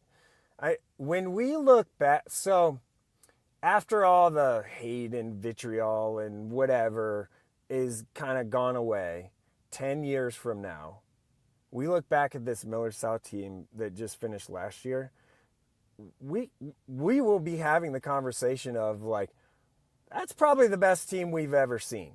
People don't want to admit that now because it's like, oh, they recruited and da-da-da, whatever, like, get off my lawn. So that, like, but as the time goes on and we get away from it, they're going to be in that conversation, hands down, no question. You don't have, they have, they had 32 seniors, I think. 24 of them are playing college football right now at some level. That's insane. So, and like half of those are D1, right? Yeah. So we're like, what are we doing? Like, so it's one of those situations where like really hard to do that again. 1, 2, their schedule is going to be a lot harder because of the new scheduling that Class A is doing, and they're not going to have, they're not going to play like, a Lincoln High or something, right? Like, and I don't want to do that to Lincoln High, but like people know what I mean. There's a gap there. It's a massive gap. So no. And are they going to be as talented? Hey, Trey Taylor, Tay Ellis, like they got some guys, like for sure they're going to be good. But they're not gonna be near as dominant at all. Like, could they still win a state championship and win 3 in a row? Yeah. Will they just roll through everybody? No, absolutely not. Mike, do you think that, and I'm comparing two great teams, so maybe it's a poor distinction here, but is this year's Millard South team closer to where you assume the preseason projection was for last year's Millard South team, or 23 West Side? Because both those teams were equally great. Both of them put up, insane stats and everything. But I think a lot of people would say the dominance that Millard South did last year was the heavy senior class, all that other stuff. Do you have a comparison? Or maybe there's another one that you could think of where we're entering the season and a lot of people have the preseason expectation for a Millard South. Yeah, I don't think it's a slam dunk by any means that Millard South is just so much better. Oh my gosh. I don't believe that. Yeah. Like, I just don't. I've seen West Side. I've seen Prep. Going to see Millard North tonight or this afternoon. I don't believe that. I think that the gap isn't quite as far as it has been. I mean, people that just see. Listen, Trey Taylor is amazing. He is so good. He is so good. But like, he can't do everything every play, and they're definitely not going to give up 40 whatever points they did. I don't think that anyway. They have great players, great coaches, all of that. I'm not saying that. What I'm saying is like, it's not that far of a gap. I think like, West Side could definitely beat them. Maybe, like, we'll see. They play week 9. That's a long way away from now. Someone could get hurt or something could happen. So, but I think it's really close. I don't think at all. Like, even 23 West Side was pretty good. So yeah, I don't think that compares. Okay. In my mind, no. All right. Yeah, there you go. That is Mike Sautter, Hurrdat Sports, NAB Preps. Mike, appreciate the time as always. And enjoy your visit to Millard North today. I know it'll be impossible not to. So I just hope you have a great time. Tell everybody hi for me. Yeah, you guys want to see something cool? Sure. This is classic Mike. We're trying to end a segment, and there goes Mike. He's just... I'm at a truck stop. So. Just like for you guys. I pulled over just for you guys. We appreciate that. This is like when you show your dad how to work a camera, and he's just walking around teaching you new things. That's not true. Mike, thank you for making special exceptions for us. We appreciate it. Yeah, bye. We'll talk to you Mike. later. That is Mike Sautter, Hurrdat Sports, NAB Pros. At least you got him to smile. I don't know We did, what yeah. No, he was just so sleepy, and we apologize. I know all the people in the chat were saying he was a little soft. I think he was just tired. I think he was just whispering. I think that's all it was. We tried our best. We had to work. When he said, I don't know what I was expecting when he said, "You guys want to see something cool?" It wasn't that. I'm at a truck stop. Whoa. I've never seen that before. I was like, whoa, truck stop. I was like, whoa. I'm with him, though. I think the Millard South, and I've said this with you. I've said this before. I was curious his thoughts on, if there was just a natural projection of, these other great teams we've seen over the past few years. That gap has shrunk significantly. Yeah. And I think that there's a couple of teams, I'm even surprised going to some practices and stuff, how much more I have gained in appreciation for other programs and other teams, and how seriously those other teams are taking this upcoming season. Last year, it didn't feel like it was such like a, woe is us, whatever, the whole season's over. Everyone's going to play at least 9 high school football games, right? And they're going to go out there and they're going to compete. I do remember last year going to Omaha North, who was maybe a top 5 team going into the preseason last year, and their main focus was week 1. If we can beat Westside, everything's in front of us, whatever, all that sort of stuff. But they were realistic too. They were just like, we don't have the same guys. We aren't running the same numbers that another team in Class A is. Yeah. Everybody this year is not talking about that, at least in their own camps and internally. I think that that's a very refreshing place when where we were a year ago. I do think there is a sense that it's a lot more open for the taking than it was in the last couple years. Probably last 3 years. I mean, going from West Side to Millard South to Millard South, I think there was a sense of like, hey, this is not inevitability, but like there was a pretty good sense of, hey, 2023, it was definitely going to be West Side. Right. 2024, I felt like people thought it was going to be either West Side or Millard South. And then last year, it was definitely going to be Millard South, right? So I think there was just this sense of inevitability there, where this year, I think people think they have a shot. I think there's probably 4 or 5 teams that legitimately think, hey, we've got a shot at this. We can make something happen here. And we have closed the gap on, maybe we don't have a Trey Taylor, but we think we're a little bit better along the lines, or we like our secondary better than what their secondary is, or we think we can score with them. So I think there's a lot of, like, I don't know that Millard South's going to give up 41 points in a game, but I think they're going to come closer to giving up 41 points in a game than they will giving up 41 points on the season. It's probably a good way to put that. Yeah. Like, you know what I mean? Like, I think Millard South could be in some shootouts this year. I'm just saying, if Trey and Tay really wanted to, slam dunk a title, they should have moved to Sydney. Just saying. They would have went C1, it would have been over. But it's fine. It's a longer commute to Lincoln that way. I thought it was about winning titles. I think it's about being closer to Lincoln. That might be whatever. It's fine. I actually would have been irate if they ended up at like a C1 school in Lincoln. That was in Sydney. The funniest scenario is they go to like Parkview Christian, just play 6-man. That would be hilarious.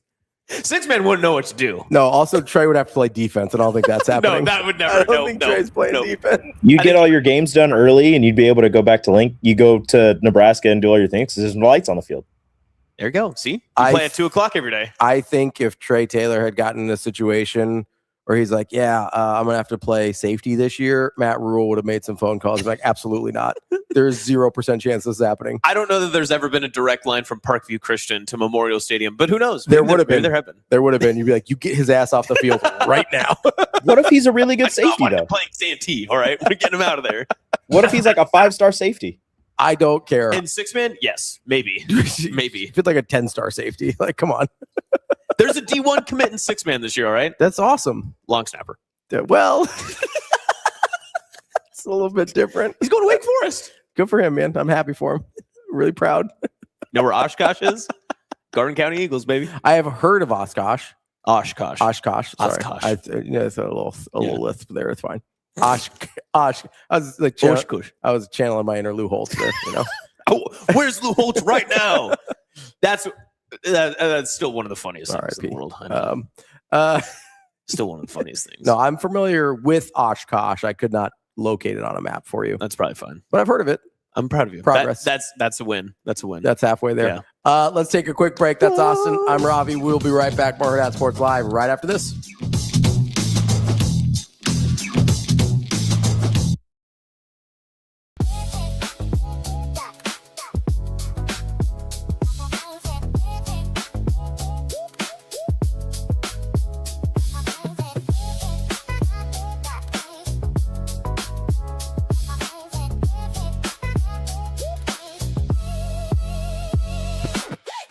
I've known Harper since I was like 12, so we've definitely been able to build a bond for a while, but she's been amazing and she's one of my best friends here, and I think it's really cool to see us go from her being one of my idols to now one of my best friends here, and she's been a huge person that I can lean on. She's been amazing. She's definitely taken me under her wing. Yeah, I think it's so cool seeing how much she's grown since she's gotten here. It's like, I don't know, I'm so proud of her. She's done a lot since she's been here, and she's definitely changed women's sports, and I think that that's super cool, and it's not easy to do, and it's not easy to be in the spotlight like she is, so I think that's super cool, and I admire her so much.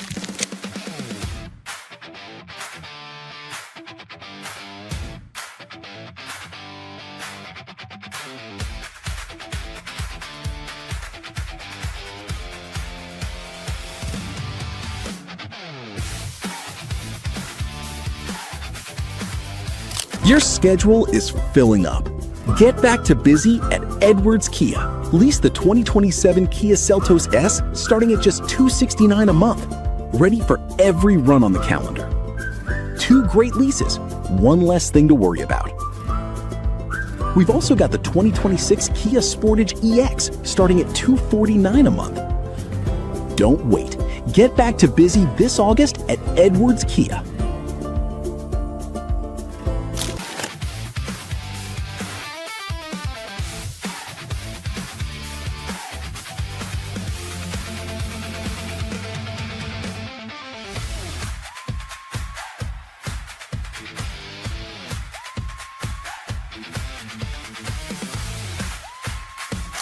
I had anticipated that several months ago because I still follow college sports and I'm following what's going on. And so what we decided to do, instead of waiting for the draft to count on a couple players, and again, we'd have a shot at a couple great players, especially from Nebraska, we better fill our roster and then we'll go from there. Again, in pros, what's different in college, you can cut players, so you can adjust rosters a lot easier than in college. So what's going to happen is a lot of these guys, they're not going to decide till the end of the year. And then the colleges are going to have to decide, can we fund and continue to pay them with NIL because we got all these other freshmen coming in. So Danny's going to be losing sleep, for example, over, do I keep that senior class? How are we going to manage this roster? And there are roster limits now in college. So it is going to be interesting to see what happens, but we really can't count on the draft this year because it's, and again, we're going to have a low draft number. So we're going to just have to wait and see, and again, be ready to adjust when that draft happens.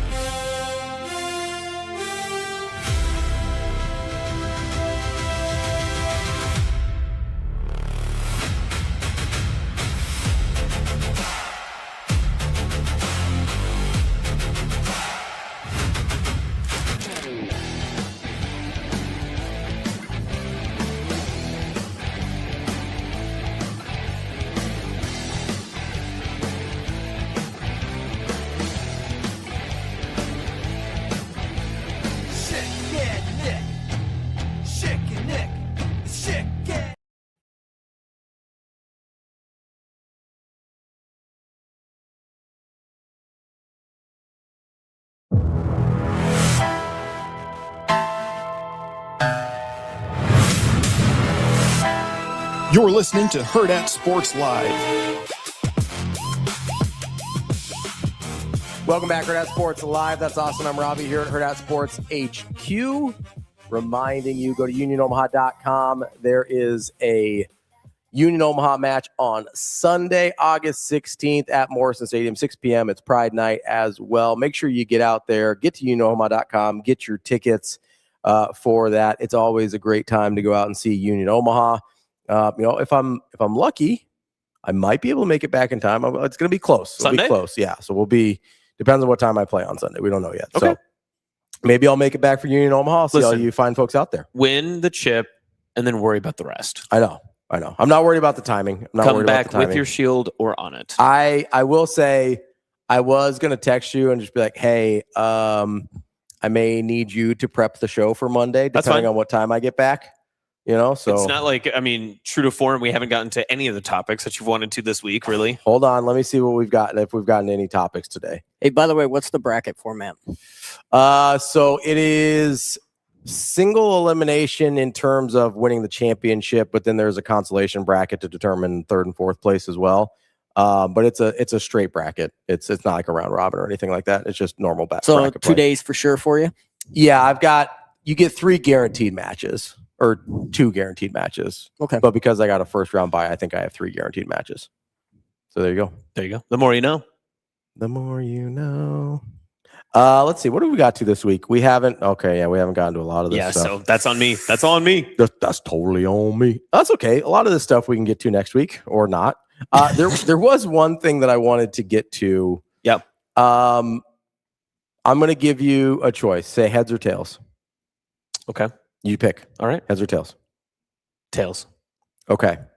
Tails is the Hall of Fame. Heads was Freaks List. Do you want to change your pick?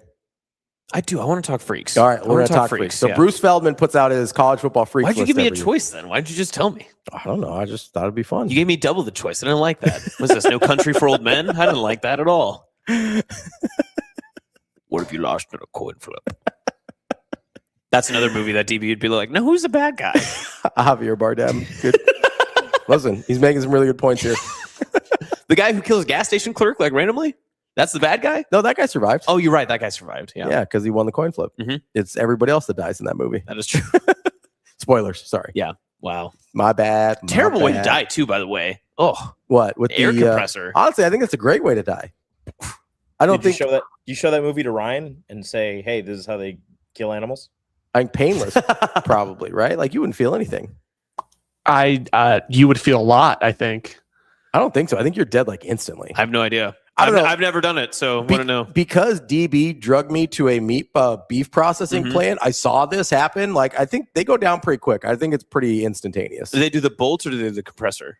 I don't remember which. I didn't know that used. they had a compressor for animals, but usually that's where he get it from. That's where he got it from. It's from.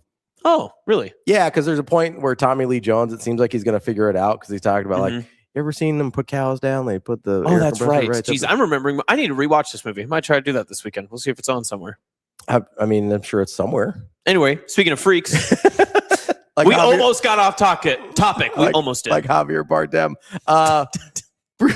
He's kind of a freak in that movie. A little bit. Bruce Feldman puts out his annual freaks list for college football, which is one of my favorite traditions that he does. I think he's been doing this, I think he said, for almost 20 years or over 20 years. And I'm a big, I love the NFL Combine. I like watching, World's Strongest Man. I like this type of stuff when you're just talking about physical freaks of nature. So I'm a big fan of the freaks list. But there was a couple things that I noticed on this list. Number one, 0 players playing for the University of Nebraska on this list. But 3 players from the state of Nebraska on this list. Okay. Which is, and 2 in the top 11. Which is good. Which is very good. Yeah. Unfortunate they're not playing for the University of Nebraska. And for Big Ten schools. Yes, you know what's funny is all 3 of the guys from the state of Nebraska that are on this list play Nebraska this year. Oh, really? Yeah. I thought, no, I thought Trace was from North Dakota State. He is from North Dakota. He's from North Dakota. Yeah, I forgot about that. So you have Cade Piper, who Peeper? Yeah. Oh, you can say either. My apologies. I apologize. I'll be honest. I don't really know. I've heard it both ways. Okay. I think it is Piper though. I think you're probably correct, but I've always said Peeper just to be different. So. So you corrected me on your own weird, like. Yeah. Okay. It's like when people say pecan or pecan. I always say pecan. Like it's Caribbean. Never went that far. Caramel. So Cade Piper. No, you're just gonna double clutch plays for Iowa. He's from Norfolk. Yes. What I will say about all three of these guys, though, and I do think this is interesting and important. They all three committed while Scott Frost was the head coach. Mm-hmm. Well, and then also Cade's recruitment journey. He was committed to North Dakota State for some time, got his Iowa offer, decommitted, and then recommitted to Iowa. I don't think Nebraska. All in like the same day. Yes, I don't think Nebraska was a big player in his recruitment, if I remember right. And he committed to Iowa about 3 weeks before Rule took the job here at Nebraska. So there's that. Devin Jackson and Trey Staten both committed the year before Rule took the job at Nebraska. Yep. So, and I do remember Devin Jackson's recruitment as well too. That I don't think Nebraska was never. It was never a conversation. Yeah, and remember too that was that time frame as well. That a lot of Omaha was not interested in Nebraska because there was a couple of Bellevue West. There was Caden Helms that went to Oklahoma. There was was it Riley Tucker that went to Auburn. That went to Auburn as a tight end as well from Bellevue West. That was also. I mean, Danny Kaelin got it. Ben Bramer. That was Zane Flores. Yes, Zane Flores as well. So yeah, I mean, there was a lot of. Now Bramer obviously was the peer, so outside of the Omaha Metro, but that was a huge story all the time. That Omaha just could not get 2021 class in particular. A little some in 2022 as well, but that 21 class in particular with Devin Jackson in it, that was a huge storyline of just Nebraska not doing well in state. It soured a lot of grapes. Absolutely. Locally. I mean, there were some schools, there were some coaching staffs that maybe still feel this way just because of the N and the red that walks in. That Rule staff has had to repair a lot of relationships because they just never showed up. They just didn't go. You know, say what you will about Ed Foley as special teams coach and whatever, but like, remember all the like selfies and stuff? He's like, I'm eating a runs at this place and now I'm at this high school. A lot of that was trying to repair damage done by previous staffs. Like, say what, like, I tell people this a lot. The Scott Frost thing, it wasn't really about the losing, right? We could have, like, yes, he still would have gotten fired eventually, right? But we could have forgiven just losing. It was all of the other things involved with how that process happened, where he's now just like, you can't come back now. Like, you don't get to come back here anymore, right? It was, you know, all the accusations about whether it's margaritas or golden tea or gate 25 or whatever, right? All those pretty well sourced and strangely continuous rumors that seem to be the same every time. A lot of it was, though, part of that was the in-state recruiting shift, the narrative shift of, oh, these guys don't want to play for Nebraska. And it coincided with a group of players that was pretty good.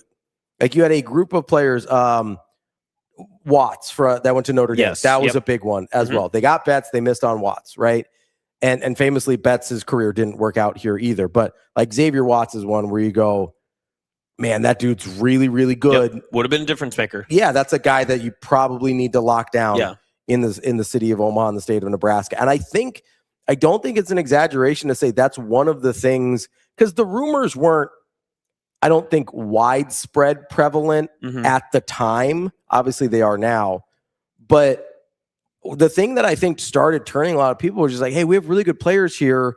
That's not always the case in terms of like high impact, high major players, right? There's always usually a few, but like there was a lot in a few classes there. And I think missing out on some of those guys really kind of soured people on Scott Frost. Like, what's going on here that we have some high level talent that is respected nationally? And they have, I mean, you're right with Devin Jackson. There was never any interest in coming to Nebraska. Yeah. And let's just like set the record straight, because I know that there will be people that fly into this conversation and we'll try to make a comparison. And listen, this is a very tight line to walk, but there is a difference between what happened, especially with this 2021, 2022 class of Nebraska-based state athletes that moved on, comparative to some of the athletes that we saw that were not offered nor committed to Nebraska in this past cycle.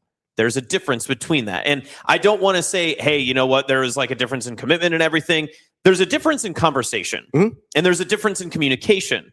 Very notably, there was a lot of these players from the 21 and 22 class that ended up on Bruce Feldman's freaks list that are at other Big Ten programs, other significant programs, will play Nebraska later this year, that openly said, I never heard from Nebraska.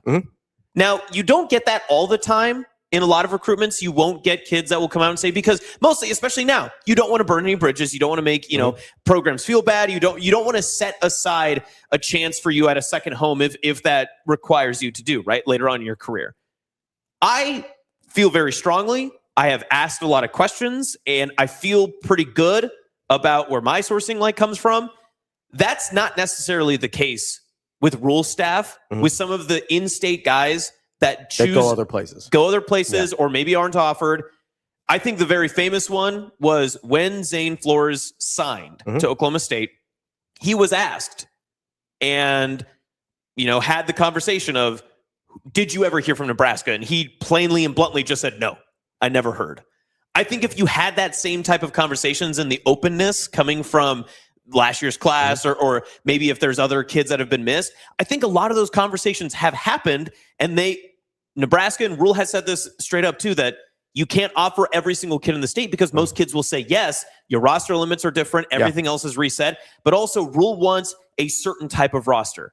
And I think he has been very transparent and open with some of the top kids in the class that say, listen, we want what's best for you because you're from Nebraska, but unfortunately, it's just not a right fit for us. And it's an incredibly difficult conversation to have. And it's an incredibly nuanced conversation to have. And let's be clear, both parties aren't going to walk away from that conversation feeling great, right? It's a hard conversation to have. I would be incredibly offended. I would be incredibly upset if I grew up in this state and I'd always dreamed of wearing the scarlet and cream and I was told, hey, you're just not the right fit for our program for whatever reason. Especially if you're a Big Ten caliber player. 100%. And if you're going to a school that's similar in competition level or size or whatever. I mean, Illinois is a great example of this. They got a couple of kids from Miller South last year, Nelson Wheeler and Von Segrin. Those are a couple guys you're like, if you're growing up in Nebraska, that's probably that's tough not to get that Nebraska offer, especially when you end up at a place that is very comparable and maybe even, the results have been better than what Nebraska's had over the last few years.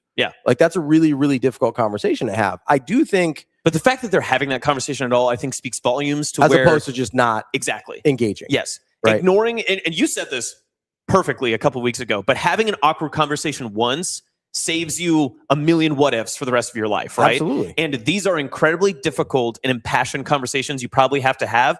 But if they are happening, which I believe most of these are, I think that's incredibly fruitful for just how you are perceived for future recruitment cycles. Because yes, a coach may be like, listen, I don't like how this was treated. I don't like how this was done. But the fact that you went out of your way just to say, listen, we think that you're a great player. We want what's best for you for your career. It's just not with Nebraska. And we're really sorry about that. And I think one of the things, and DB talked about this, one of the things that I think this coaching staff takes into account more so than most other coaching staffs, especially when recruiting in-state talent, but really with any of their talent, right, is do you have the mentality to be successful here? Because it is different for in-state recruits, right? It's different for Carter Nelson to be here than if he had gone to Georgia or Notre Dame. 100%. It's different for Jet Tamala to be at Alabama than if he had come here to play at Nebraska. It's a very different experience because even if especially if you're not ready, right? If you're a player with a lot of, Carter Nelson's a great example of this.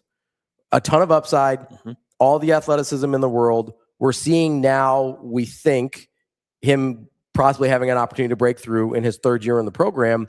But that's a guy that, especially with the star rating and the other interest from programs outside of Nebraska, you look at, and in the walls of this state, we expect where's Carter Nelson? Where's Carter Nelson? It's he wasn't ready. Tim talked about this. DB talked about this. A lot of people who follow this closely, who followed Carter Nelson's career closely in high school and follow recruiting closely, were like, hey, he's a really great prospect that is not ready to contribute right away.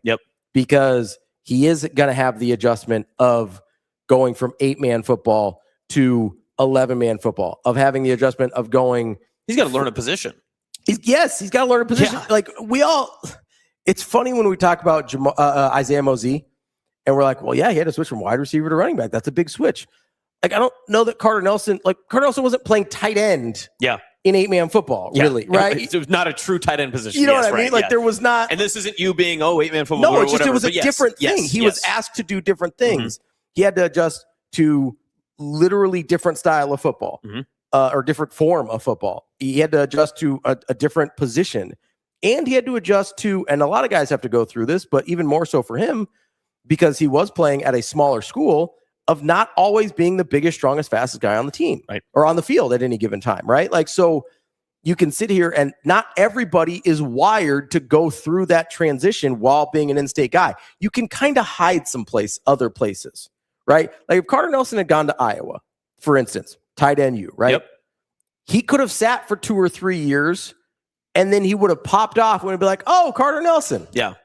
Right? Like there's a aspect of anonymity when you go other places where you're like, oh, look, he made it. Look at him. Another Iowa tight end. But we don't go through the microscope of, well, why isn't he playing as a true freshman? Or why isn't he playing? Or what are we doing with position changes? All that kind of stuff that happens that we hyper focus on with in-state guys. Yeah, take it out of the context of you and I with, hyper ventilating over this, program and having to have, every inch of data that you can to know all the guys on the roster, even the people in our chat, the people who comment on the questions about Tim about, oh, who's this guy? Who's this third stringer? If you're, John and Julie Smith from Sandhills or, from Dunning, Nebraska, you might know Carter Nelson because he was a kid from Nebraska, right? But you might not know who Claude Puma is. Yeah. And some people in our chat. Or Luke Sorensen. Exactly. Like you and I would have the conversation and just be like, oh, who's more important if we had to pit these two together? Yeah. But they want to know some of these other players, but they know who Carter Nelson is because his name was someone from a kid down the street or you saw him play in high school. Oh, well, the person I work with is his aunt or, something like that. There's real personal connection to people from the state. And because it's not a huge state, you probably know somebody that knows Carter Nelson or that watched him play in high school or whatever. And you sit there and you go, okay, so you just have a totally different lens that you view these in-state prospects through.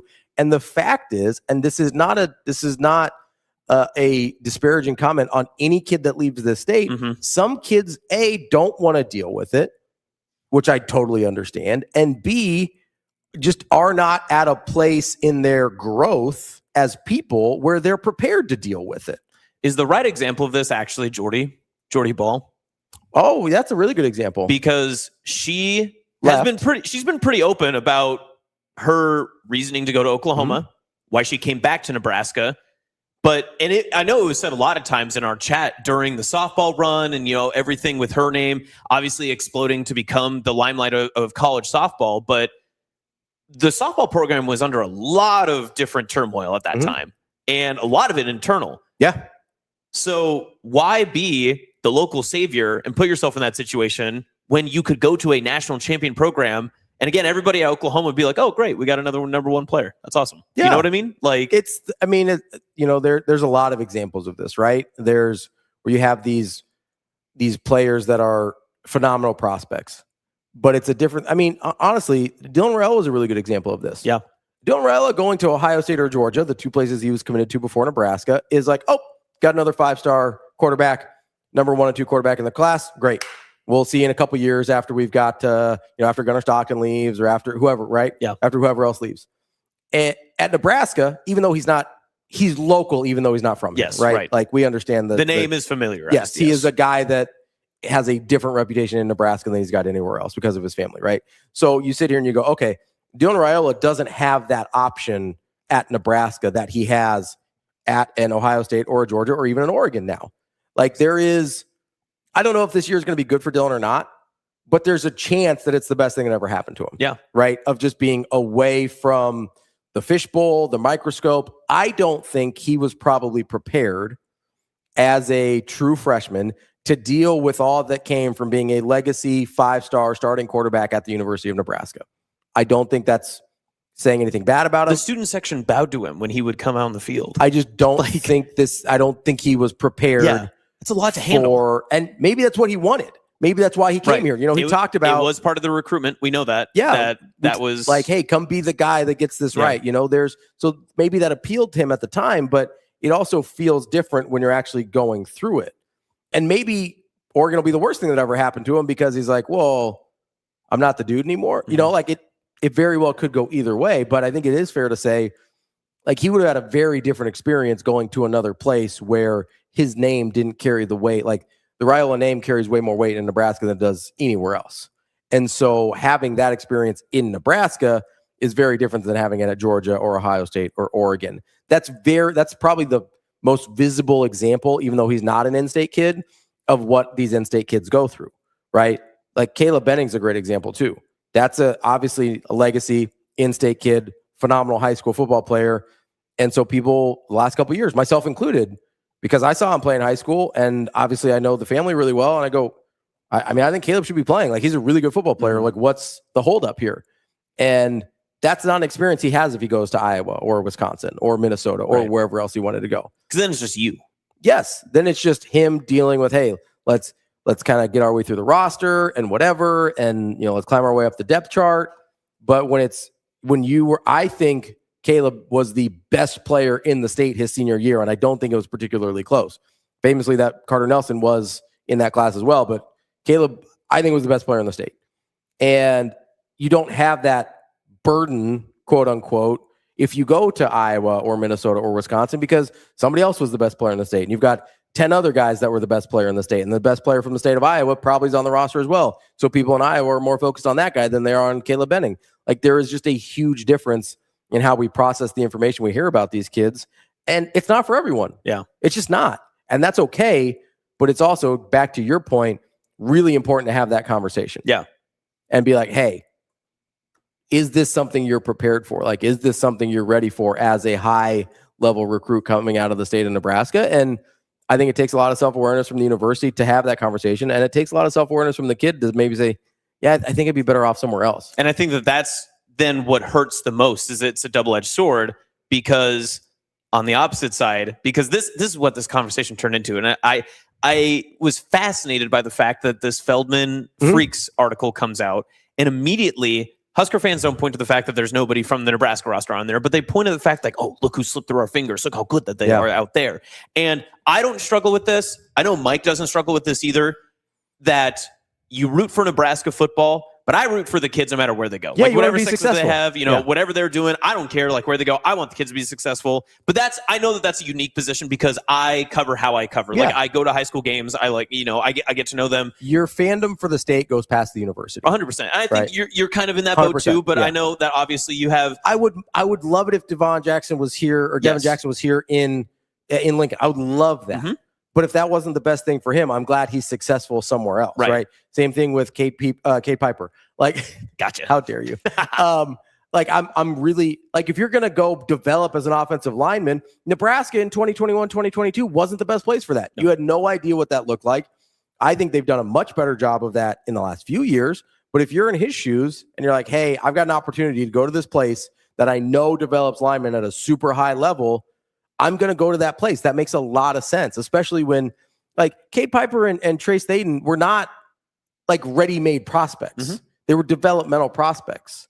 And so that's a part of this equation too. Like, you come into a place where you have a reputation, whether it's a Iowa or an Illinois at this point, I think has a great reputation for it. Wisconsin back in the day, Minnesota, I think has a good reputation for these things. Minnesota more on the defensive line than offensive line. But if you have an opportunity to go to these places that have a reputation for not only developing guys, but also putting them in the NFL, which I think is a big part of this equation for people as well, then yeah, I understand how maybe Darian Jones is a great example. Oh, Donovan's little brother. Yes. And that's a guy Great that example, Nebraska yes. wanted badly. Nebraska, like, it came down to Iowa. It was close. It came down to Iowa Yes. and Nebraska, right? Like, that's not one that they. If he grew up in a neutral site home, he probably is wearing red. It's a bigger surprise that Donovan plays for Nebraska than that Darian went to Iowa. Yes. Like, let's be clear about that. But, like, that's a guy where he's going to have a very different experience at Iowa than he had at Nebraska, or than he would have had at Nebraska, or that Donovan's had at Nebraska for that matter.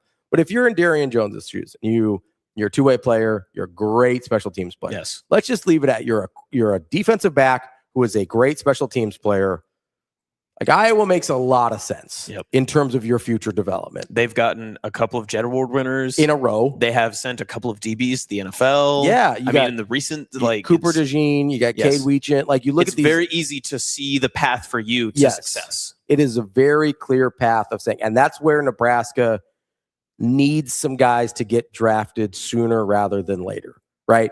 If like an Elijah Pritchett gets drafted this year, which I think he will, and a Justin Evans gets drafted this year, which I think he will, and an Andrew Marshall gets drafted this year, then all of a sudden you've got something to point to. Yeah. Right now, Nebraska doesn't have much to point to say, hey, look at this guy. Now, I think a lot of players have gotten a lot better over the last few years. And you see some guys, whether it's, Deshaun Singleton being with the Chiefs, or Emmett Johnson going from where he was to getting drafted and being an All-American, or I brought Luke Reimer up the other day and getting him onto a NFL roster. Listen, you're not going to have to wait too long until Luke Lindenmeyer is going to be the local kid that gets Luke drafted. Lindenmeyer. I count Nate Borkature as well. I get that he finished his career at A&M, but he got to the point where A&M wanted him because of Nebraska.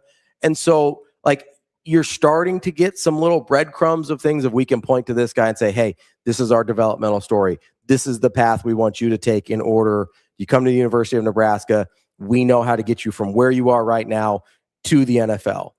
And there's just not as many of those at Nebraska currently as there is at Iowa or Minnesota or Illinois or some of these other places. That's where this current class, I think, really needs to help Nebraska out, is by having the older guys that are finally in their third and fourth years in the program. We've talked about that a ton on this show. Guys that are finally in their third and fourth years of the program, getting to the place where now they get drafted and you can say, look where they started, look where they ended up, look where you fall on that line. You're right about here. We can get you to there too. Yep. Right. And I think that will make a huge difference. I think that's why you're starting to see some momentum in the 2027 class. And I think you'll see that momentum in the transfer portal and in future high school classes if this season goes well, not just from a team perspective, but from an individual perspective. I've said many times, I think if Elijah Pritchett has a good year, I think he's the first 2-round draft pick. And if that happens, it's much easier to say to guys like Tree Babalade or whoever else comes through the transfer portal. Maybe I'll tell you right now, recruitment class wise, Barrett Kittrell, I don't think he wants to tell you how close the Iowa recruitment was. Sure. I mean, when you look at all the Iowa linemen that are going through, when you see a guy like that's Cade, that's a guy that's not necessarily from your neck of the woods, but is from your state that's having the much success as he did, and you build a relationship immediately with your assistant coach and Jeep Wade, makes it a lot easier to commit. And obviously, I get it. Like the Kittrells, they've got the family ties. They're generations of Huskers. I understand that. But a lot of these kids are thinking a lot bigger picture than that. Yeah. And they have to. You can make generational money 100%. In 5 years and not have to worry about making it to the league to make your money. So that's the biggest difference now versus, and that actually I think is a big help for Nebraska because you don't just have to point to the NFL talent now. You can say, hey, look, we brought Elijah Pritchett in. This is what we paid him. And he's going to probably make it to the NFL now, right? You want both? But why not both? Yeah, look at what he made in the meantime. Let's say something horrible happens. Knock on wood. Hope it doesn't, right? But if something bad happens to you and your NFL career gets sidetracked, look at all this support you had from the University of Nebraska and our boosters and everybody that supports this program. You're still set up so well for the rest of your life because of the opportunity you had at Nebraska that maybe you don't have some of those opportunities at places that are a little bit better at this point of getting guys to the NFL. But even outside of local guys, right? Like a couple guys that I think Nebraska was in on that they just hadn't had enough success yet. And I'll say on offensive line, like Jackson Cantwell and Dave Sander. Dave Sanders is one, yeah. Where I think if Nebraska had been better earlier, I think Dave Sanders is a Cornhusker. I genuinely believe that. Like DB talked about being on the visit with them. Like I think they've really liked it here and just couldn't get themselves past the point of like, yeah, I need to see a little bit more in terms of track record. Yeah, and this isn't some novel concept that we're just coming up with and we're like, oh, no, wow, this is the light bulb. I mean, Tim literally said it, I think, last week. Yeah. On, was it Thursday that he talked about it? And I think he legitimately just said, Nebraska has to win more to get like X, Ahmad Y, or Hudson. Z recruit. Yes, Ahmad Hudson is the perfect example. He goes, hey, if they win 8 games, I think Ahmad Hudson's going to be a Husker. It's as simple as that. I think I'm summing up, but I think that was basically the sentiment of what he said. And so you've got guys that win other places where now all of a sudden, if you've got an Elijah Pritchett going to the NFL and you've got, let's say, Tree Babalade has a good couple years and goes to the NFL and Paul Mubenga goes to the NFL. Justin Evans. He wasn't a transfer, so I was Okay. I was Okay. I was Yeah, talking I see about what the you're saying now. Yeah. talking about transfer guys specifically. But like, let's say you have those three guys go to the NFL. All of a sudden, if Dave Sanders isn't happy, or if Jackson Cantwell isn't happy, guys that you had good relationships with that just didn't work out, you can point to them and let's say they want to go somewhere else. You go, hey, like I know we had this conversation before. We've won a few more games now, and look at what we did with Elijah Pritchett and Tree Babalade and Paul Mubank. Like it just instead of a you up call, it's more of like a hey, look at this. Look at how many things we can do for you, and you know us already. You're already comfortable with us. Instead of being like aspirational and like you're going through college and you're like, listen, I'm working 2 jobs right now. I've got some things I got some things brewing. You're 10 years down the road and you're like, hey, I've got a good job. Like I've got, bought my own house. You become less of like an aspirational project. And that the girl is kind of like, oh yeah, I kind of like you, but like, what kind of life am I going to have? Instead of a come rescue me, it's a we let's can work support together. each other. Yes, right towards the goal of winning football games and getting guys paid and getting to the NFL. So I think that's going to be really interesting moving forward, and hopefully this time next year, whether it's guys from the state of Nebraska or guys at the University of Nebraska, and hopefully both, this Bruce Feldman freaks list looks significantly different. I'll say this too, that freaks list, if that 21 class or, all those 3 guys that were on there, because they're the athletic freaks, imagine if they were just in the 20, like even now, if you took those 3 names and you said, hey, they're in the 24 class and they, had same careers at the same schools, all that sort of stuff. I think Rule has a not only interest in them necessarily, but I think that they become more interested in Nebraska because that's the type of player that he's been looking for. And that's even from the beginning. He's shaped a little bit and changed and metamorphosized a touch in his recruitment because now he's going after the higher profile targets. But that doesn't mean that that's changed from what he did originally. It was, let's get the most athletic type of players we can, transform them into the best version of a football player, and then send them off to see what they do. And that's what he's always done. Yeah. He did that at Temple. He's done that at Baylor. He's produced NFL draft picks that way. And he's doing it again here at Nebraska. We're hopefully going to see the fruits of that labor coming out here soon.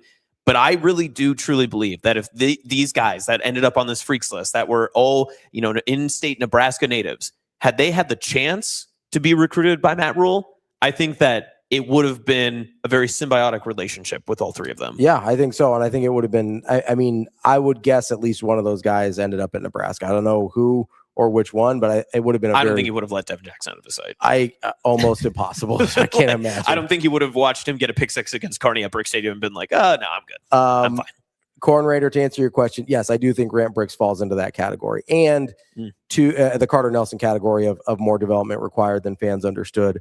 And I think, if I remember right, it was reported that way at the time. Like, yes, he's got great, I think Tim talked about it, got great physical tools, has to kind of learn how to be a high-level college lineman at the power conference level. I also think, to a certain extent, with Grant Bricks, is you're talking about, and I don't know, obviously we haven't seen much of him, so I don't know if his development is going well or not. I can't speak to that. What I will say is, he's kind of in that Sam Sledge category of you're sort of waiting in line at this point. Yeah.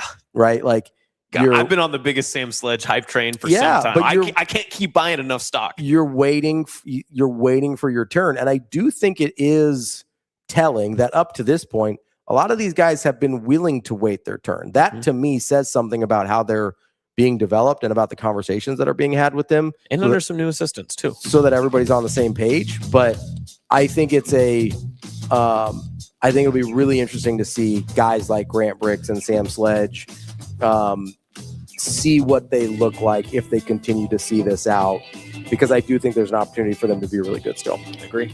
I'm with you. Shane's done working for the day. It means we got to go. Well, he knows that you're on a tight schedule to get to St. Louis. So. I got a little time, but it's okay. I was going to keep talking to you, but it's all right. No, I like that. That was a good way to end. That's Austin. I'm Ravi. We will be back on Monday. To answer us a couple questions in the chat real quick, we are still going to try and get DB on at some point. The fall camp schedule, he actually just sent me a screenshot of his schedule. The fall camp schedule is insane. So of course, naturally. We are going to still try and get DB on at some point. I just let's also be clear. It's a good thing DB's busy. Yes. Right? Like, yeah, we don't want him. That's a good thing. We don't want him to just be like, hey guys, what's going on? He's actually, my schedule's completely open. I have nothing going on. I would have concerns. I would have follow-up questions. But no, it's we are still going to try and get DB to kind of give his his thoughts and final sign off for the show, but it's just the timing of the fall camp schedule is pretty brutal. So just an update there. That's Austin. I'm Ravi. We will be back on Monday with more Hurrdat Sports Live.